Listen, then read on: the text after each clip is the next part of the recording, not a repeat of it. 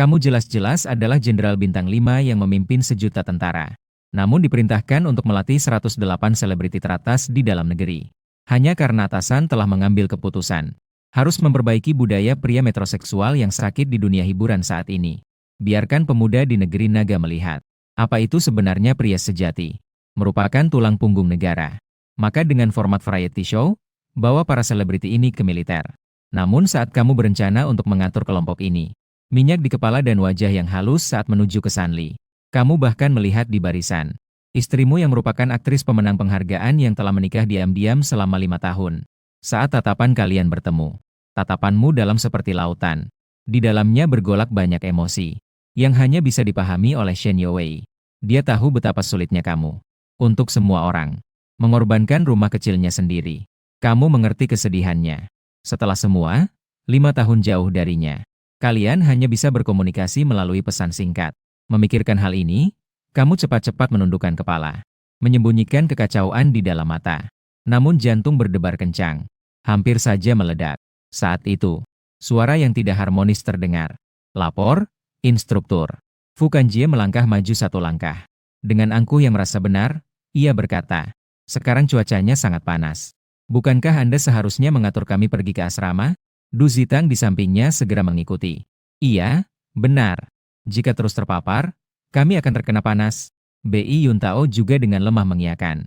Semprotan tabir surya mereka hampir habis. Mei 11 Wang mendorong kacamatanya. Saya minta untuk tinggal di kamar sendiri. Harus ada AC.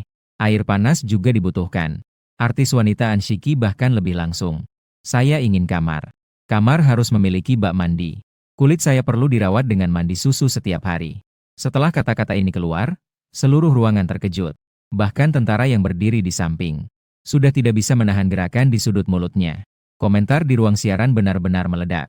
Saya baru saja menekan sesuatu. Mandi susu. Kenapa dia tidak minta kolam renang? Ini benar-benar mengubah pandangan hidup. Apakah orang-orang ini tahu mereka berada di mana? Ini adalah kamp militer. Apa mereka mengira ini adalah tempat liburan? Menghadapi serangkaian permintaan yang tak masuk akal. Kamu tidak marah, tapi malah dengan tenang berkata, itu karena cuacanya panas. Jadi merasa tidak nyaman. Benar, kan? Tidak ada tempat duduk. Fu Yanjie mengangguk. 3 sikap yang angkuh. Mengerti. Cuaca panas memang masalah. Ada pengakuan dalam nada bicaramu. Aku akan memperbaikinya. Setelah mengatakannya, kamu berbalik dan berteriak ke belakang. Untuk Erniu. Datang. Seorang prajurit dengan kulit gelap. Prajurit yang terlihat bodoh itu berlari mendekat. Kamu berbisik sesuatu di telinganya. Li Erniu pertama-tama terkejut sejenak. Kemudian dengan tatapan aneh berlari menuju barak. Melihat itu, Fu Yanjie dengan bangga memberi isyarat ke belakang. Seolah-olah berkata lihat. Saudara sudah selesai. Du Zitang segera mengacungkan jempol. Jiege. Keren. Bi Yuntao juga segera menjilat. Iya, Kak Jie. Nanti di acara kita semua harus mengandalkan dia. Tak lama kemudian, Li Erniu berlari kembali. Tapi dia sedang mengangkat sesuatu yang besar dan menakutkan di bahunya. Itu adalah selang air bertekanan tinggi yang sangat berat. Seperti seekor ular piton raksasa yang sedang tertidur melingkar di bahu Li Erniu. Melihat benda ini, seniman senior di tim, Zhang Laoshi, mata membelalak kaget. Dia langsung menyadari apa yang akan terjadi selanjutnya. Fu Yanjie juga tertegun sejenak. Dengan bingung berkata, Jenderal, apakah ini untuk membuat kita mencuci muka? Turunkan suhunya. Kamu tertawa sinis. Kamu hanya benar setengah. Saya ingin kalian merasa sejuk dari dalam keluar. Belum selesai berbicara. Kamu tiba-tiba melambaikan tanganmu. Suaranya seperti gong yang menggema. Chen Shanming. Gong Jian. Sambungkan selang air. Ya. 2 instruktur lain yang bertubuh tegap segera maju. Segera menyambungkan selang air. Melihat itu, senyum di wajah Fu Yanjie membeku. Komandan, apa yang ingin kamu lakukan? Kamu tidak menghiraukannya. Melainkan, perlahan-lahan menghadap ketiga instruktur. Memberikan isyarat dengan tangan untuk memotong ke bawah. Cair. Selang tebal itu seketika dipenuhi aliran air bertekanan tinggi. Seperti ular raksasa yang marah. Yang sedang meluruskan tubuhnya dengan cepat. Para bintang benar-benar panik. Fu Yanjie juga menyadari sesuatu. Segera berteriak. Berani kamu? Ayahku adalah orang penting di grup Fu. Sayangnya, Fu Yanjie tidak sempat menyelesaikan kalimatnya. Pipa air besar dan kuat membawa kekuatan petir yang dahsyat. Mengangkat seluruh tubuhnya. Segera setelah itu, selang air seperti menggeram. Dengan tanpa ragu, dia menerjang semua bintang yang ada di tempat. Tempat kejadian benar-benar menjadi sangat kacau seperti bubur. Para bintang pria secara naluriah melindungi kepala mereka dan melarikan diri. Namun, mereka menyadari bahwa mereka dikelilingi oleh dinding air yang tak terlihat. Para bintang wanita berteriak. Mereka sebenarnya tidak takut pada hal lain. Tetapi mereka khawatir jika busana haute couture mereka kotor, maka tidak bisa dipakai lagi. Komentar di ruang siaran langsung meledak pada saat itu. Oh, ribut. Bahkan benar-benar menyemprot. Instruktur ini benar-benar tidak memberi muka sedikit pun. Kerja yang bagus. Sudah lama aku tidak suka pada Fu Yanjie itu. Biarkan dia berpura-pura. Yang kontras dengan itu adalah Guru Zhang. Sejak air mengalir ke tubuhnya, dia tetap mempertahankan sikap militer yang standar. Dengan tatapan tegas, dia menatap ke depan. Air mengalir melalui rambutnya. Namun, dia seperti pohon pinus yang berakar di tempatnya. Tidak bergerak sedikit pun. Begitu juga dengan beberapa bintang wanita di sampingnya. Meskipun dalam keadaan berantakan, namun kaki tidak bergerak sedikit pun. Chen Yuishan menatapmu dengan tajam. Ada keraguan di mata. Apakah ada simbol merek dagang terdaftar? Namun lebih banyak adalah kebanggaan. Inilah pria yang dipilih oleh saya. Si Beao. Di tengah kekacauan. Namun di mata sutradara Wu Tong bersinar cahaya kegembiraan. Semua posisi kamera, kumpulkan di sini. Saya ingin close-up. Perlu pengambilan gambar close-up. Para fotografer yang awalnya ragu mendengar perintah, segera mengangkat alat dan berlari ke depan. Cermin yang gelap seperti deretan senjata dingin yang berputar kembali, mengarah dari segala arah kepada para bintang yang melarikan diri. Melihat kamera, langkah para bintang seketika terhenti. Lensa kamera adalah belenggu tak terlihat yang terpasang di leher mereka. Mereka tidak ingin citra mereka hancur. Air menggelegar selama 3 menit penuh. Barulah kamu perlahan mengangkat tangan. Dunia seolah-olah seketika menjadi tenang. Hanya tersisa suara detakan, suara air dan napas berat orang banyak. Kamu melangkah ke depan barisan. Tatapan melintasi setiap orang yang ada di tempat itu. Bagaimana? Apakah sekarang terasa sejuk? Suasana hening. Tidak ada yang berani menjawab. Malu dan dingin. Berbagai emosi saling berbaur, membuat tenggorokan mereka terasa tercekik. Saat itu, suara yang jelas dan kuat memecah keheningan. Lapor. Itu adalah Zhang Laoshi. Dia masih berdiri tegak. Ada kilatan pujian di matamu. Berbicara. Lapor kepada instruktur. Zhang Laoshi mengangguk. Suara keras dan nyaring. Sangat sejuk. Kamu mengangguk puas. Bagus. Kembali ke barisan. Namun saat itu, suara yang menahan amarah terdengar dari barisan. Saya tidak terima. Fu Yanjie yang basah kuyup. Dengan wajah pucat, dia melangkah keluar dari barisan. Kamu harus memberiku penjelasan. Kami datang untuk mengikuti acara. Bukan untuk menjadi tahanan. Penjelasan. Kamu menatapnya dengan wajah tenang. Itu adalah perkataanmu sendiri. Tian Tai ingin merasa sejuk. Aku sudah memenuhi keinginanmu. Apakah ada yang masih tidak memuaskan bagimu? Fu Yanjie berteriak dengan marah. Aku ingin mengadukanmu. Kamu mengangguk. Mengulurkan tangan dan menunjuk ke sebuah gedung kantor tidak jauh dari situ. Kantor saya di lantai 3. Ada pena dan kertas di dalamnya. Bisa digunakan untuk menulis surat pengaduan. Setelah mengatakannya, sudut bibirmu membentuk lengkungan dingin. Setelah selesai menulis, ingat untuk menyerahkannya langsung padaku. Aku akan menanganinya. Hahaha. Du Ziteng di belakang barisan tidak bisa menahan tawa. Dia langsung tertawa. Tatapanmu tiba-tiba menjadi tajam seperti pisau. Dengan cepat melirik ke arah itu. Siapa yang tertawa? Senyum di wajah Du Ziteng langsung membeku. Dia berjalan keluar dengan gemetar. Laporkan. Itu aku. Kamu menatapnya. Mengatakan dengan jelas. 100 push-up. Segera. Toad the Sweet. 100 push-up bagi seorang. Bintang yang dimanjakan sama sekali tidak berbeda dengan siksaan. Tapi dia sama sekali tidak berani melawan. Setiap kali tenggelam, telapak tangan akan terbenam dalam lumpur bercampur kerikil. Rasa sakit yang tajam datang berulang kali. Pandanganmu berpindah dari Du Zitong. Melihat setiap orang yang hadir. Sejak detik pertama kalian menginjakan kaki di sini. Identitas kalian hanya satu. Yaitu prajurit baru. Di sini, saya berbicara tentang aturan. Siapapun yang tidak mematuhi. Siapa yang melanggar harus dihukum dengan kurus. 100 push-up ini hanyalah permulaan. Karena selanjutnya kalian akan merasakan lebih banyak. Pelatihan yang lebih mendalam. Hukuman dan penghinaan. Sampai kalian membuat saya puas. Setelah selesai berbicara, kamu berbalik melihat Chen Shanming. Mengatur barisan. OUI. Chen Shanming segera maju. Mulai mengarahkan sekelompok artis yang kacau ini. Gong Jian datang di sampingmu. Dia berkata dengan suara rendah. Bos, apakah melakukan seperti ini terlalu gegabah? Bagaimana jika orang-orang ketakutan dan pergi? Tatapanmu menembus barisan dengan tajam. Kamu dan aku sama-sama tahu. Masyarakat di luar sangat sedikit memahami seragam militer kita. Mereka mengira bahwa dengan mengenakan seragam militer, berlari beberapa kilometer, berteriak beberapa slogan sudah dianggap sebagai tentara. Aku ingin mereka tahu apa itu disiplin yang sebenarnya. Apa itu angkatan bersenjata yang sebenarnya. Gong Jian terdiam. Dia tentu mengerti maksudmu. Tapi apakah bintang-bintang yang dimanjakan ini bisa menjadi tentara sejati? Apakah ini mungkin? Kamu tidak menjelaskan lebih lanjut. Melihat barisan sudah berdiri dengan baik. Lanjutkan. Apakah kalian melihat kotak di belakang kalian? Semua orang menoleh. Melihat dua jenis kotak yang terletak tidak jauh. Satu jenis berwarna hitam. Salah satu adalah putih murni. Kotak hitam. Digunakan untuk menyimpan barang-barang tidak penting kalian yang berantakan. Kotak Bai Jue. Digunakan untuk menyimpan perlengkapan mandi pribadi dan pakaian ganti kalian.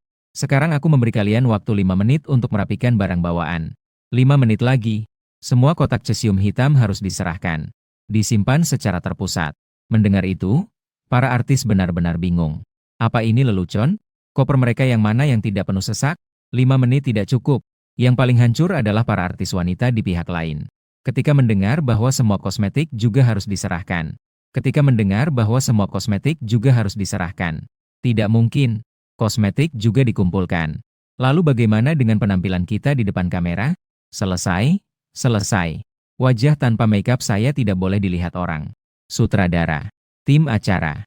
Ini tidak sesuai dengan yang dijanjikan. Melihat mereka hancur. Shen Youwei terlihat jauh lebih tenang. Dengan senyum percaya diri di wajahnya. Waktu berlalu detik demi detik. Hanya mengatur untuk menyerahkan ini saja. Barang terlarang memakan waktu hampir lebih dari setengah jam.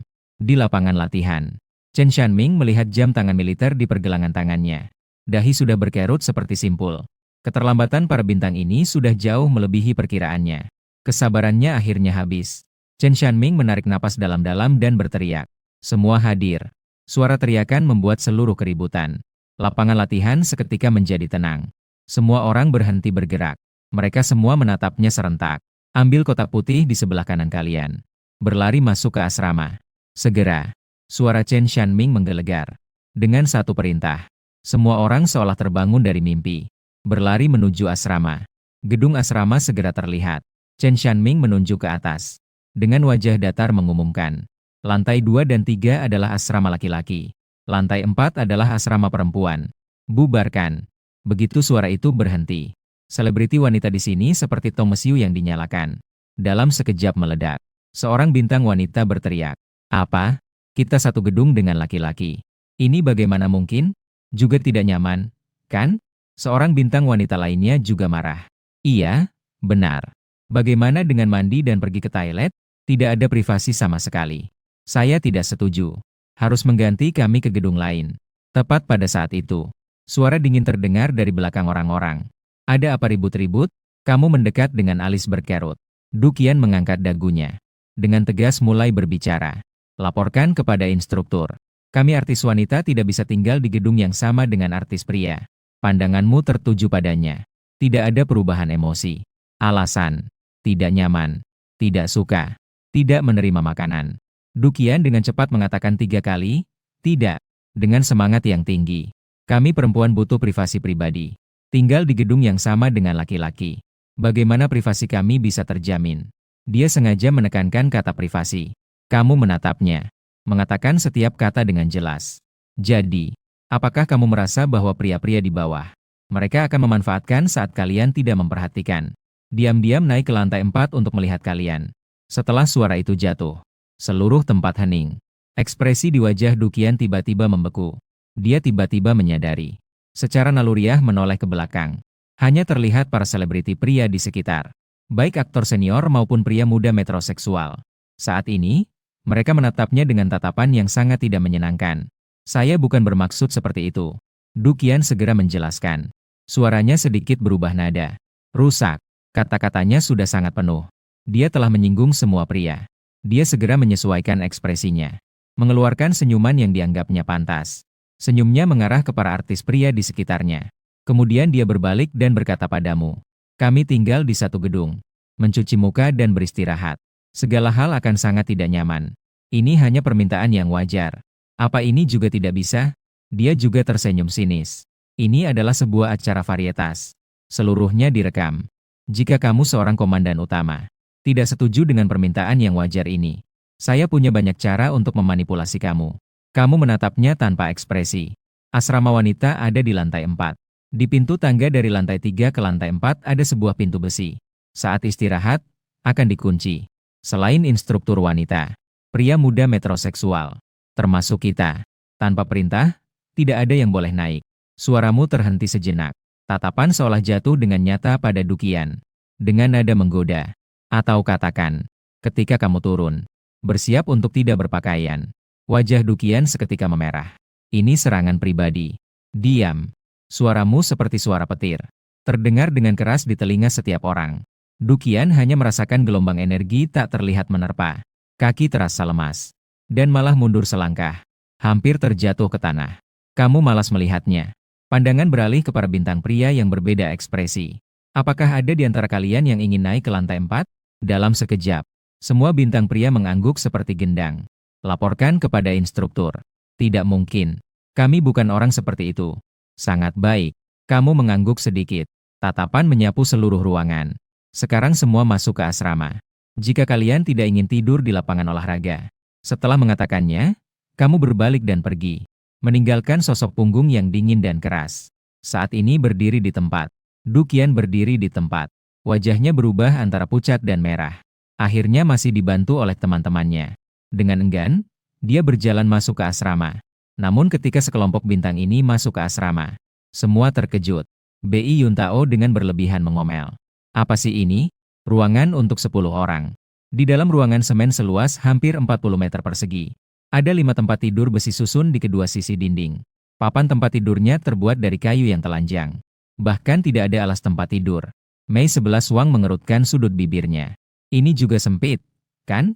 Bahkan untuk berbalik saja bisa jatuh. Dan bahkan tidak ada alas tempat tidur. Bagaimana bisa tidur di sini? Apalagi yang bisa dikatakan oleh guru penerjemah?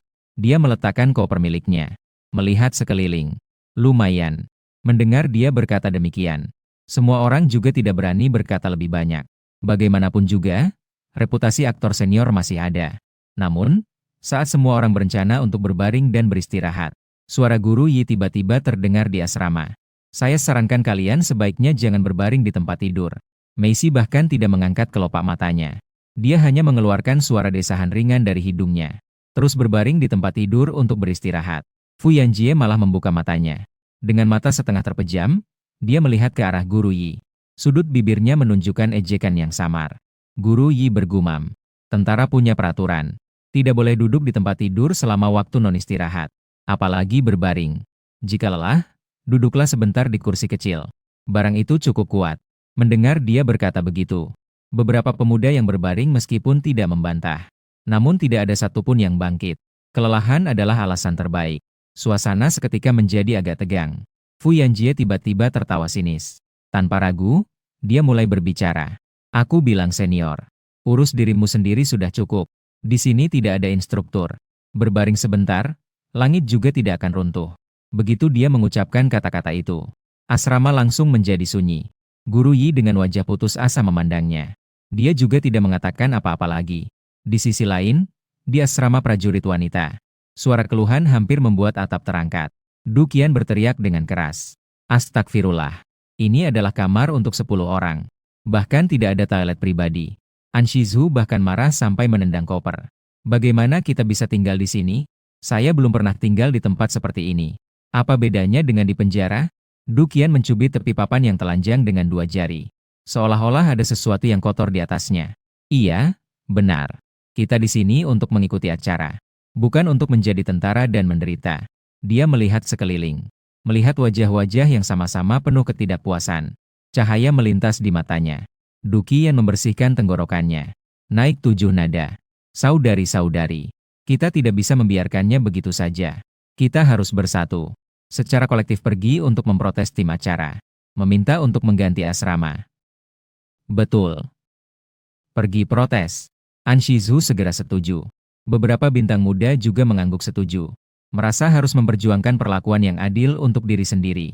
Tiba-tiba suara dingin yang jelas menyela. Saya sarankan kalian sebaiknya tidak pergi. Yang berbicara adalah Mai Youwei. Dia sedang merapikan barang-barangnya.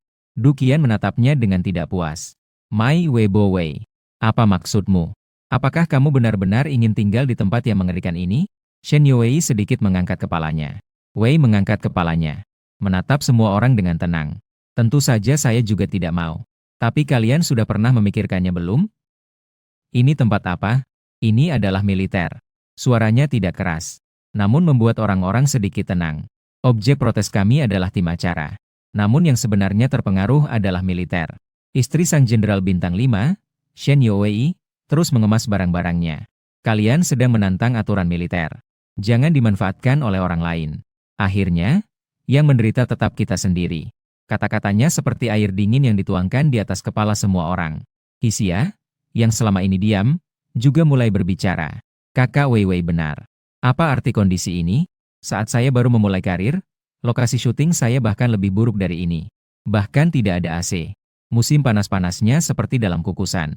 Bukankah dia juga datang? Wen mengangguk. Saya rasa kakak Xia benar. Datanglah dan terimalah dengan tenang. Dalam sekejap, para bintang wanita terbagi menjadi dua kubu yang jelas. Dipimpin oleh Du Qian dan An Shizu adalah kubu penentang.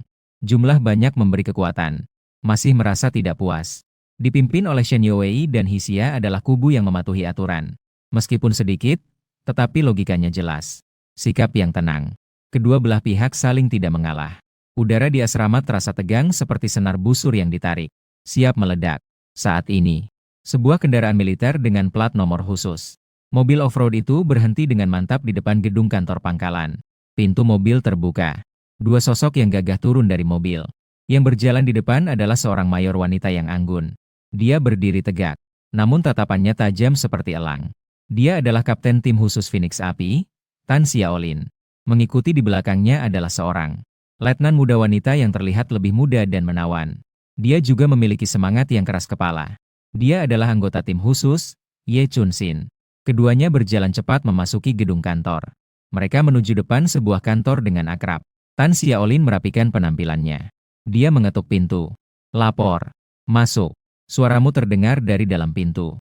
Kedua wanita itu melihat sosok yang familiar di belakang meja kantor. Seketika berdiri tegak. Memberikan hormat militer yang standar. Kamu mengangkat kepala dan melihat di depan ini. Dua prajurit yang kamu bawa sendiri. Ada sedikit kelembutan di matanya. Tersenyum dan memberi isyarat kepada mereka untuk duduk. Begitu Tan Xiaolin duduk, dia tidak bisa menahan rasa ingin tahunya dan bertanya. Kepala dan hati. Anda sekarang adalah jenderal besar yang memimpin ribuan tentara. Bagaimana Anda bisa teringat untuk mengambil pekerjaan seperti ini? Ye Chunxin juga tidak puas dan mengerucutkan bibirnya. Membiarkan sekelompok bintang wanita datang ke militer untuk merasakan kehidupan. Bukankah ini menyusahkan orang? Kamu bersandar di sandaran kursi. Mianse dengan tenang berkata. Ini adalah tugas. Apa kewajiban utama seorang prajurit? Tan Xiaolin dan Ye Chunxin terkejut di dalam hati. Tiba-tiba berdiri tegak. Tubuh ramping dan lurus. Dengan tegas mematuhi perintah. Kamu tersenyum dan melambaikan tangan. Jangan terlalu tegang. Dari artis yang datang kali ini, ada 40 yang perempuan. Ada banyak yang keras kepala. Anak itu, Song Kaifei, sudah hampir kesal. Tan Xiaolin segera mengerti. Pimpinan. Maksud Anda adalah, tepat sekali. Pandanganmu tertuju pada mereka. Prajurit wanita memang perlu ada instruktur wanita untuk memudahkan. Mengenai tugas pelatihan yang spesifik, Song Kaifei akan berkoordinasi dengan Anda. Hari. Tan Xiaolin dan Ye Chunxin menjawab serentak. Dengan cahaya kegembiraan yang berkilau di mata mereka. Dapat mendengar perintah di bawah komando Anda lagi. Bagi mereka, itu adalah kehormatan yang besar. Kamu mengangguk. Tekan interkom di atas meja. Gong Jian. Datanglah ke kantor saya. Dengan cepat. Instruktur Gong Jian segera membuka pintu dan masuk. Atasan. Kamu menunjuk kepada Tan Xiaolin dan Ye Chunxin. Ini adalah instruktur wanita yang saya carikan untuk kalian. Bawa mereka untuk berkoordinasi dengan Song Kaifei. Gong Jian mengangguk. Ya. Kamu melihat jam tanganmu. Beritahu ke bawah. Batalion baru berkumpul di bawah gedung asrama dalam 5 menit. Saat itu, di pangkalan tidak ada tanda-tanda. Suara peluit perintah berkumpul yang tajam terdengar. Di asrama prajurit pria. Hampir bersamaan dengan suara itu, Tubuh guru terjemahan itu seperti diisi dengan pegas. Tiba-tiba melompat dari tempat tidur. Itu bukan gerakan setelah berpikir, melainkan sebuah insting yang terukir dalam diri. Dia dengan cepat mengenakan pakaian dan keluar. Di sisi lain, Mei Siwang dengan gelisah menutupi kepalanya dengan bantal. Apa yang sedang kamu lakukan? Apa ini tidak membiarkan orang tidur? Di sampingnya, Fu Yanjie bangkit dengan santai, dengan senyum sinis di wajahnya. Gerakannya anggun seperti sedang memilih pakaian di kamar tidur untuk dikenakan keesokan harinya. Asrama prajurit wanita juga menunjukkan pemandangan yang terpolarisasi. Shen Youwei dan Hixia hampir bersamaan melompat dari tempat tidur. Keduanya saling bertatapan. Keduanya melihat keseriusan di mata satu sama lain. Mereka tidak peduli dengan apapun. Mengenakan pakaian secepat mungkin. Mengikat rambut. Lalu berlari kecil keluar dari asrama. Di lapangan kosong di bawah gedung asrama, Chen Shanming, Gong Jian dan Li Erniu bertiga seperti menara besi. Berdiri tegak tanpa bergerak. Guru Yi adalah yang pertama tiba. Nafasnya sedikit terengah-engah. Tapi ia tetap cepat berdiri dalam barisan. Youwei dan Maoya serta sosok-sosok lainnya berlari datang satu persatu. Secara otomatis berdiri dalam beberapa barisan yang miring. Waktu berlalu detik demi detik. Semakin banyak orang yang datang terlambat. Berkelompok kokom kecil. Jarang-jarang. Dengan wajah yang enggan, Mei Siwang menguap. Dengan wajah enggan, ia menundukkan kepala dan berjalan maju. Fu Yanjie menyelipkan tangan di saku. Dengan santai, seolah-olah sedang memeriksa pasukannya sendiri. Sudut bibirnya tersenyum sinis. Sementara itu, kelompok Dukian lebih mirip berjalan di karpet merah acara makan malam. Sambil berjalan sambil mengobrol. Tempat yang dibicarakan juga disertai tawa ringan yang tidak terlalu baik. Ketika orang terakhir berdiri tegak, Chen Shanming mengangkat pergelangan tangannya. Melihat angka-angka pada jam tangan. 15 menit 28 detik. Suara Chen Shanming menggelegar seperti petir. Mengejutkan hati semua orang. Apakah kalian tahu apa arti 15 menit? Dia melangkah maju satu langkah. Tatapan tajamnya seperti pisau. Menggores wajah setiap orang. Di medan perang. Ini cukup bagi musuh untuk melakukan pengepungan. Cukup bagi posisi kalian untuk tertutup oleh tembakan artileri 3 kali. Dadanya bergetar hebat. Jelas dia sudah sangat marah. Masih menjadi idola bintang. Kalian hanyalah sekelompok sasaran bergerak. Sebagian besar artis terkejut oleh ini. Kemarahan petir yang tiba-tiba membuat mereka terkejut. Tapi segera, rasa tidak peduli perlahan tumbuh di hati beberapa orang. Hanya merekam sebuah acara saja. Perlu sampai segitunya? Benarkah kalian menganggap diri kalian penting? Dukian bahkan melangkah sedikit ke depan. Mengangkat tangan. Melapor kepada instruktur. Chen Shanming mengernyitkan dahi. Berkata, kami meminta untuk pindah asrama. Suara Dukian jernih dan nyaring. Tanpa rasa takut sedikit pun. Kondisi asrama memang sangat buruk. 10 orang dalam satu kamar kecil. Bahkan tidak ada toilet pribadi. Dia memandang sekeliling seolah mencari dukungan. Kami datang untuk merasakan kehidupan militer. Menyebarkan energi positif. Bukan untuk dihukum. Hanya dalam lingkungan yang nyaman. Kami bisa mempertahankan yang terbaik. Untuk menyelesaikan pelatihan berikutnya. Bukan begitu? Begitu dia selesai berbicara. Suara persetujuan langsung terdengar dari belakang. Femur. Yanzi benar. An Shizhu juga ikut berteriak. Kondisi ini juga sangat sederhana. Kulit saya bahkan alergi. Jika tidak pindah asrama, kami tidak akan berlatih. Tidak berlatih. Mata Chen Shanming menyipit. Aroma berbahaya menyebar dari dirinya. Saat dia hampir meledak lagi, suara tenang terdengar. Kamu bilang, jika tidak pindah asrama, tidak akan ada latihan. Semua orang menoleh ke arah suara. Terlihat kamu sudah berdiri di tangga depan gedung entah sejak kapan. Dukian melihatmu. Justru merasa lebih yakin di dalam hati. Menurutnya, pemimpin besar sepertimu pasti lebih memperhatikan pengaruh.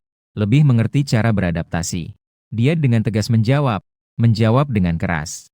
Mata, kami percaya bahwa tuntutan kami adalah wajar dan sah. Kami semua berpikir demikian. Kerumunan di belakang kembali menjawab dengan keras. Seolah-olah banyak orang bisa menjadi kebenaran. Tatapanmu dengan tenang melintasi wajah-wajah marah itu. Jadi saya mengerti. Tuntutanmu. Saya menyetujui. Dukian dan yang lainnya tertegun. Begitu saja. Segera setelah itu, senyum bangga muncul di wajah mereka. Saling bertukar tatapan kemenangan. Lihatlah.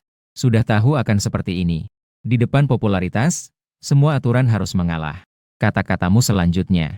Bahkan membuat mereka merasa yakin akan kemenangan. Sekarang, semua yang merasa kondisi akomodasi tidak dapat ditoleransi, tidak ingin melanjutkan pelatihan, dapat segera kembali untuk istirahat. Kemudian kamu memberi perintah kepada Chen Shanming untuk mengantar semua orang ini kembali ke asrama untuk istirahat. Kamu menekankan kata, minta. Chen Shanming tentu tahu apa yang ingin kamu lakukan. Cahaya kegembiraan melintas di matanya. Menjamin menyelesaikan tugas. Duki dan sekelompok orang yang tidak puas. Bahkan berpikir mereka akan kembali untuk istirahat. Bahkan bisa membayangkan hari esok. Bisa masuk ke hotel bintang 5, bukan? Melihat para bintang wanita yang naik ke atas. Beberapa artis pria juga tidak bisa bertahan. Mereka semua berjalan menuju asrama. Kamu juga tidak memperhatikan mereka. Kerumunan yang awalnya hampir 100 orang tiba-tiba berkurang lebih dari setengahnya. Hanya tersisa sekitar 30 artis. Berdiri sendirian di lapangan kosong. Di layar komentar juga kacau balau. Begitu mudahnya untuk berkompromi.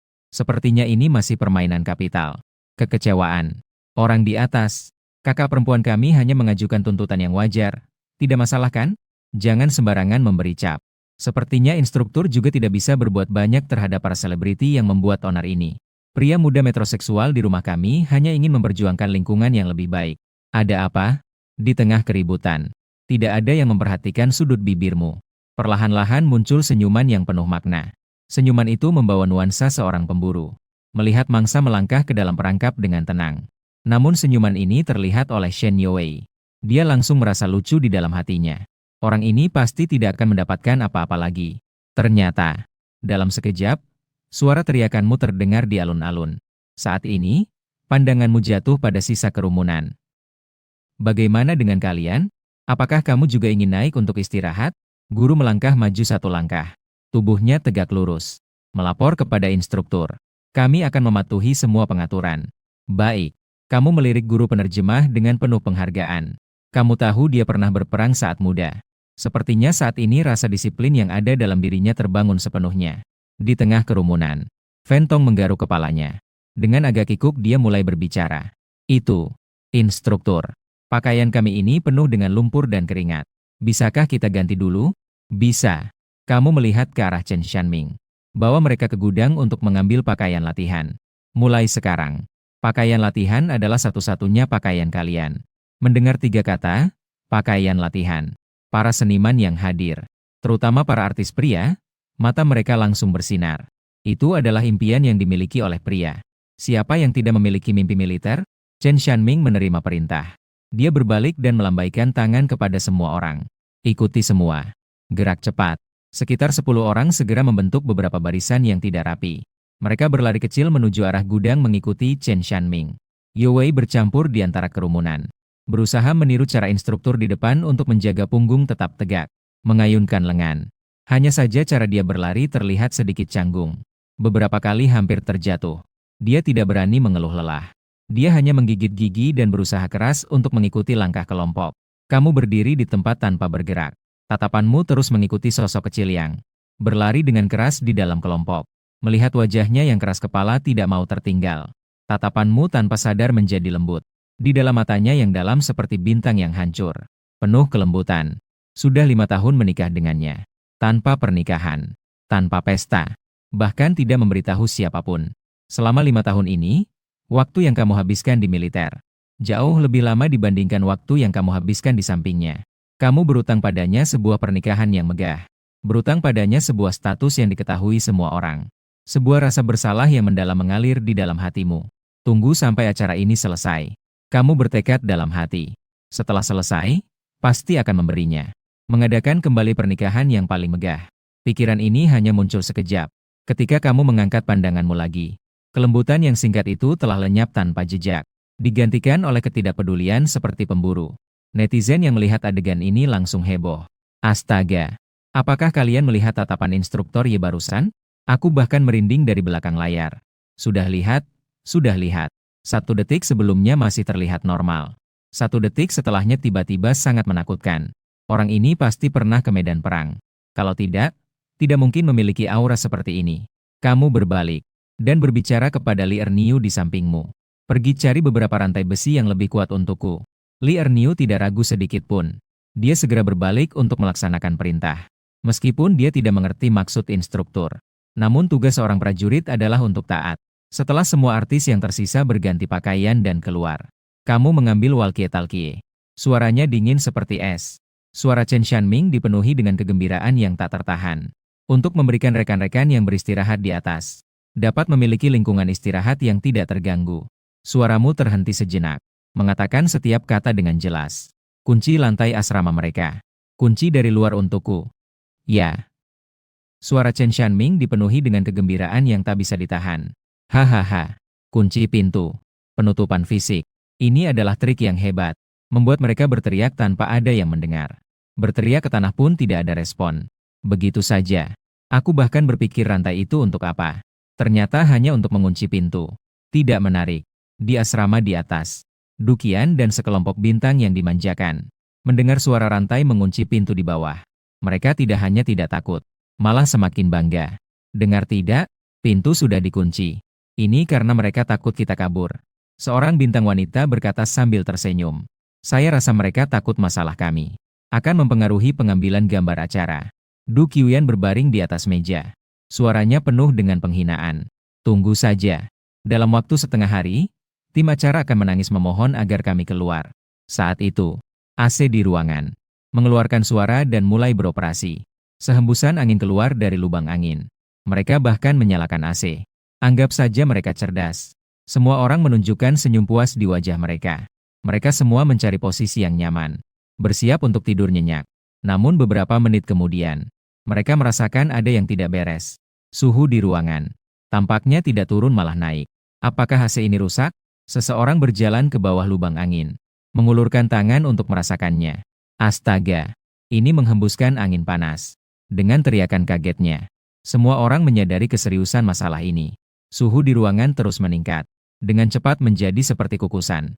Ruangan panasnya membuat orang sulit bernapas. Keringat mereka mulai menetes besar-besar. Rambut lengket di wajah. Sangat berantakan. Duki berkata dengan keringat bercucuran. Du Qian berkata sambil berkeringat deras. Cepat buka pintunya. Kami bertiga kepanasan. Kita harus keluar. Sekelompok artis di bawah mendengar keributan ini. Ekspresi di wajahnya berubah dari bingung menjadi terkejut. Mereka bukan orang bodoh. Di atas tiba-tiba menyalakan AC. Di bawah mengunci pintu dengan rantai besi. Kemudian terdengar teriakan seperti sedang direbus hidup-hidup dari atas. Tiga hal ini saling terkait. Sebuah kebenaran yang menakutkan muncul di benak semua orang. Komentar di ruang siaran langsung sejenak. Setelah keheningan, langsung meledak. Saya mengerti. AC menghembuskan udara panas. Ini adalah pemanasan fisik. Sauna wajib. Ya Tuhan. Ini juga sangat kejam, kan? Saya pikir mengunci pintu adalah batasnya. Tidak menyangka ada tindakan seperti ini. Penyerangan yang sangat menyakitkan. Sungguh menyakiti hati. Pelatih Ye adalah guru besar dalam taktik. Di bawah, Chen Shanming berjalan ke depan barisan dengan wajah tanpa ekspresi. Dia tidak mendengar teriakan mengerikan dari atas. Semua orang merasa tegang. Istirahat di tempat selama 10 menit. Saat itu, suaramu terdengar. Minta tim dapur menyiapkan beberapa sup kacang hijau dingin untuk mendinginkan rekan-rekan yang disiplin di bawah. Beberapa menit kemudian, seorang prajurit dapur yang mengenakan seragam koki berwarna putih datang. Dia mendorong sebuah troli kecil dari stainless steel. Semua orang saling memandang. Aku melihatmu. Tidak ada yang berani maju pertama kali. Akhirnya, seorang pria yang berani maju. Artis itu ragu-ragu berjalan mendekat dan mengambil semangkuk. Dia mencoba minum sedikit dengan hati-hati. Dalam sekejap, matanya berbinar. Gluk-gluk. Dia menarik napas dan menghabiskan seluruh mangkuk sup kacang hijau. Dia mengeluarkan desahan puas yang luar biasa. Akhirnya, aku hidup. Suara itu seperti tanduk serangan. Semua orang berdesakan seolah-olah gila. Fentong akhirnya berhasil merebut semangkuk. Cairan dingin itu meluncur melewati tenggorokannya yang terbakar. Seketika mengusir semua rasa panas. Dia tidak bisa menahan diri untuk mengeluh. Sebenarnya, militer juga cukup baik, ya. Orang-orang di sekitarnya mengangguk setuju. Sepenuhnya melupakan ketakutan yang menguasai beberapa jam yang lalu. Hahaha, lihatlah Fentong yang hanya seperti itu. Hanya dengan semangkuk sup kacang hijau dia sudah terpengaruh. Di atas seperti berada di neraka. Di bawah kedamaian yang abadi. Perbedaannya terlalu menyedihkan. Saya nyatakan, ini bukan sekadar acara militer biasa lagi. Ini adalah lagu tentang api. Sementara itu, suhu di asrama lantai atas telah meningkat ke tingkat yang membuat sesak. Udara sangat panas. Menghirupnya ke dalam paru-paru pun terasa terbakar. Beberapa bintang wanita sudah benar-benar kelelahan. Tergeletak di tanah. Bahkan tidak punya tenaga untuk menangis. Mei 11 Wang saat ini matanya merah menyala. Seperti binatang buas yang terperangkap. Dia mengaum dengan marah. Dengan keras, dia menendang pintu yang kokoh itu. Suara keras terdengar. Pintu tidak bergerak sedikit pun. Namun, Mei Siwang memegang kakinya. Saking sakitnya, dia melompat dengan satu kaki di tempat. Dia terus-menerus mengutuk. Seorang bintang wanita menunjuk ke langit-langit. Ventilasi AC di papan. Suaranya lemah dan penuh kesedihan. Hancurkan itu. Kita hancurkan itu. Namun, saat Mei Siwang mengangkat kursi untuk menghancurkan AC, speaker di sudut ruangan tiba-tiba berbunyi. Suara Chen Xianming yang tidak menunjukkan emosi bergema jelas di dalam ruangan. Peringatan ramah untuk semua. Semua fasilitas di asrama adalah milik umum angkatan bersenjata. Merusak barang-barang milik angkatan bersenjata dengan sembarangan. Apakah kalian tahu akibatnya? Mei Siwang yang mengangkat kursi tiba-tiba membeku. Semua orang tertegun di tempat. Kata-kata penahanan dan denda seperti dua ember air es yang dituangkan ke kepala. Membuat mereka seketika sadar dari kemarahan. Mereka adalah tokoh publik. Mereka adalah bintang. Meninggalkan catatan seperti ini. Bahkan jika hanya penahanan administratif. Itu berarti akhir yang total bagi karir seni mereka. Tidak ada yang berani mengambil risiko ini. Dengklek. Kursi di tangan Mei 11 Wang jatuh ke tanah. Duki yang terkulai duduk di tanah. Dengan enggan berteriak ke arah pengeras suara. Kalian melakukan penahanan ilegal. Ini adalah penyiksaan. Saya akan keluar dan menuntut Anda. Silakan. Suara Chen Xianming di pengeras suara tenang. Sekarang kalian bisa membuka pintu untuk membiarkan mereka keluar. Semua orang merasa senang di dalam hati. Cahaya harapan bersinar di mata mereka. Lalu semuanya punya. 8 km off-road bersenjata. Segera dilaksanakan. Suara Chen Xianming tetap tenang. Cahaya harapan seketika padam. Seluruh ruangan terbenam dalam keheningan yang mendalam. Hanya tersisa suara angin panas dari AC yang berisik. Seolah-olah mengolok-olok mereka dalam cuaca yang cerah. Mei Siwang memeluk kakinya yang merah dan bengkak. Dia menatap dengan marah ke arah lubang angin AC itu. Namun, dia tidak berani bergerak lagi. Du Qian sepenuhnya menyerah pada perlawanan. Seluruh tubuhnya meringkuk di sudut dekat pintu. Mata kosong. Hanya suara isakan halus yang terdengar sesekali. Kebanggaan mereka. Rasa superioritas mereka. Pada saat ini hancur oleh gelombang panas yang menyengat. Saat ini, kamu bersandar di kursi dengan mata terpejam. Mendengar berbagai makian yang datang dari headphone. Kamu bahkan tidak membuka matamu. Hanya sedikit mengerutkan dahi. Sangat berisik. Instruktur kepala yang selalu berdiri di belakangmu segera mengerti. Mengambil walkie-talkie.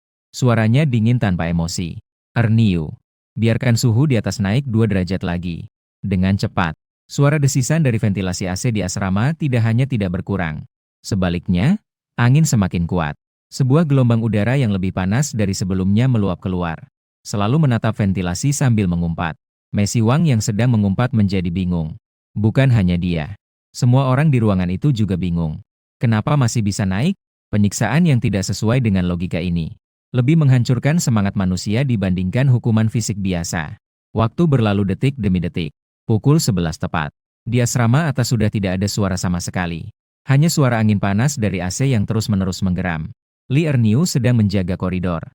Dia sesekali mendekat ke tepi pintu. Namun tidak mendengar suara apapun. Dia merasa cemas di dalam hatinya. Mengambil walkie-talkie. Komandan, tidak ada suara sama sekali dari atas. Jika terus begini, saya khawatir. Saya takut ini bisa mengakibatkan kematian. Chen Xianming terdiam sejenak. Sepertinya sedang meminta izin. Dengan cepat, suaramu yang dingin dan keras terdengar lagi. Buka pintunya. Segera, suara dingin Chen Xianming menggema di asrama yang sunyi. Semua hadir. Berikan kalian 1 menit untuk segera berkumpul di bawah. Yang terlambat akan menanggung akibatnya. Bintang yang awalnya seperti genangan lumpur. Saat mereka mendengar kata, kumpul. Seolah-olah disuntikan obat penambah semangat. Naluri bertahan hidup mengalahkan semua penghinaan. Mereka merangkak dengan sekuat tenaga untuk bangkit dari tanah. Berlari tersandung menuju pintu. Menggelinding dan merangkak keluar. Dalam waktu kurang dari 40 detik. Semua orang muncul dengan pakaian yang berantakan. Muncul di ruang terbuka di lantai bawah. Chen Xianming berdiri di depan mereka. Tatapan melintas dari wajah cemberut setiap orang. Sekarang siapa lagi yang tidak patuh pada peraturan? Suasana sangat sunyi. Tidak ada yang berani membuka mulut. Bahkan tidak ada yang berani menatapnya. Dalam keheningan. Tidak tahu siapa yang menggunakan suara serak dengan nada menangis. Mengeluh pelan. Semua salah Mei 11 Wang. Harus melawan instruktur. Kalimat ini seperti sumbu dinamit. Keluhan mulai menyebar di antara kerumunan. Masih ada Dukian. Seandainya bukan karena kalian yang memimpin. Bagaimana kami bisa menanggung kesalahan ini? Sekutu yang baru saja bersatu melawan musuh. Di hadapan Ali yang absolut, semuanya langsung hancur. Mulai saling menyerang. Kamu memberi perintah kepada instruktur di samping. Bawa mereka kembali dan bersihkan dengan baik. Kata, bersihkan, ini membuat para bintang merasa harapan. Mengira itu untuk membuat mereka mandi dan bersiap. Hanya sudut mulut para instruktur. Semua orang tersenyum penuh makna. Kamu menunduk dan melihat jam. Makan siang tepat pukul 12. Perintah baru saja dikeluarkan. Seorang pemuda dengan postur tegak. Instruktur sudah berada di depan barisan. Dia adalah Hi Cheng Wang. Dia juga akan menjadi ketua kelas yang bertanggung jawab atas mereka. Pandangan Hi Cheng Wang menyapu seluruh orang. Suaranya jelas dan kuat. Setiap kelas memiliki. Sasaran adalah gedung asrama. Berjalan cepat. Perintah dikeluarkan. Tidak ada waktu untuk ragu. Baru saja keluar dari neraka. Bintang-bintang menyeret kaki mereka yang terisi timah kembali. Mereka mulai bergerak lagi. Di lorong, terlihat tumpukan puluhan tas kanvas hijau militer. Setiap tas memiliki nama yang dicat dengan cat putih. Hi Cheng Wang menunjuk tumpukan tas tersebut. Melanjutkan untuk memberikan instruksi. Temukan tas yang bertuliskan namamu. Segera bawa kembali ke asrama masing-masing. Di dalam tas ini, adalah semua barang pribadi yang kalian butuhkan untuk setengah bulan ke depan. Semua barang pribadi yang diperlukan. Sekarang, saya memberi kalian waktu 20 menit untuk mencuci muka dan berganti pakaian. 20 menit kemudian, semua orang sudah berganti pakaian latihan. Berkumpul di bawah. Mulai. Dengan satu perintah. Para bintang yang sebelumnya tampak murung. Seolah-olah mereka ditekan tombol cepat maju. Segera berhamburan menuju tumpukan tas. Kamar mandi para pria langsung dipenuhi orang. Meja cuci adalah saluran semen yang panjang. Di atasnya terdapat deretan keran tua dengan jarak yang sama.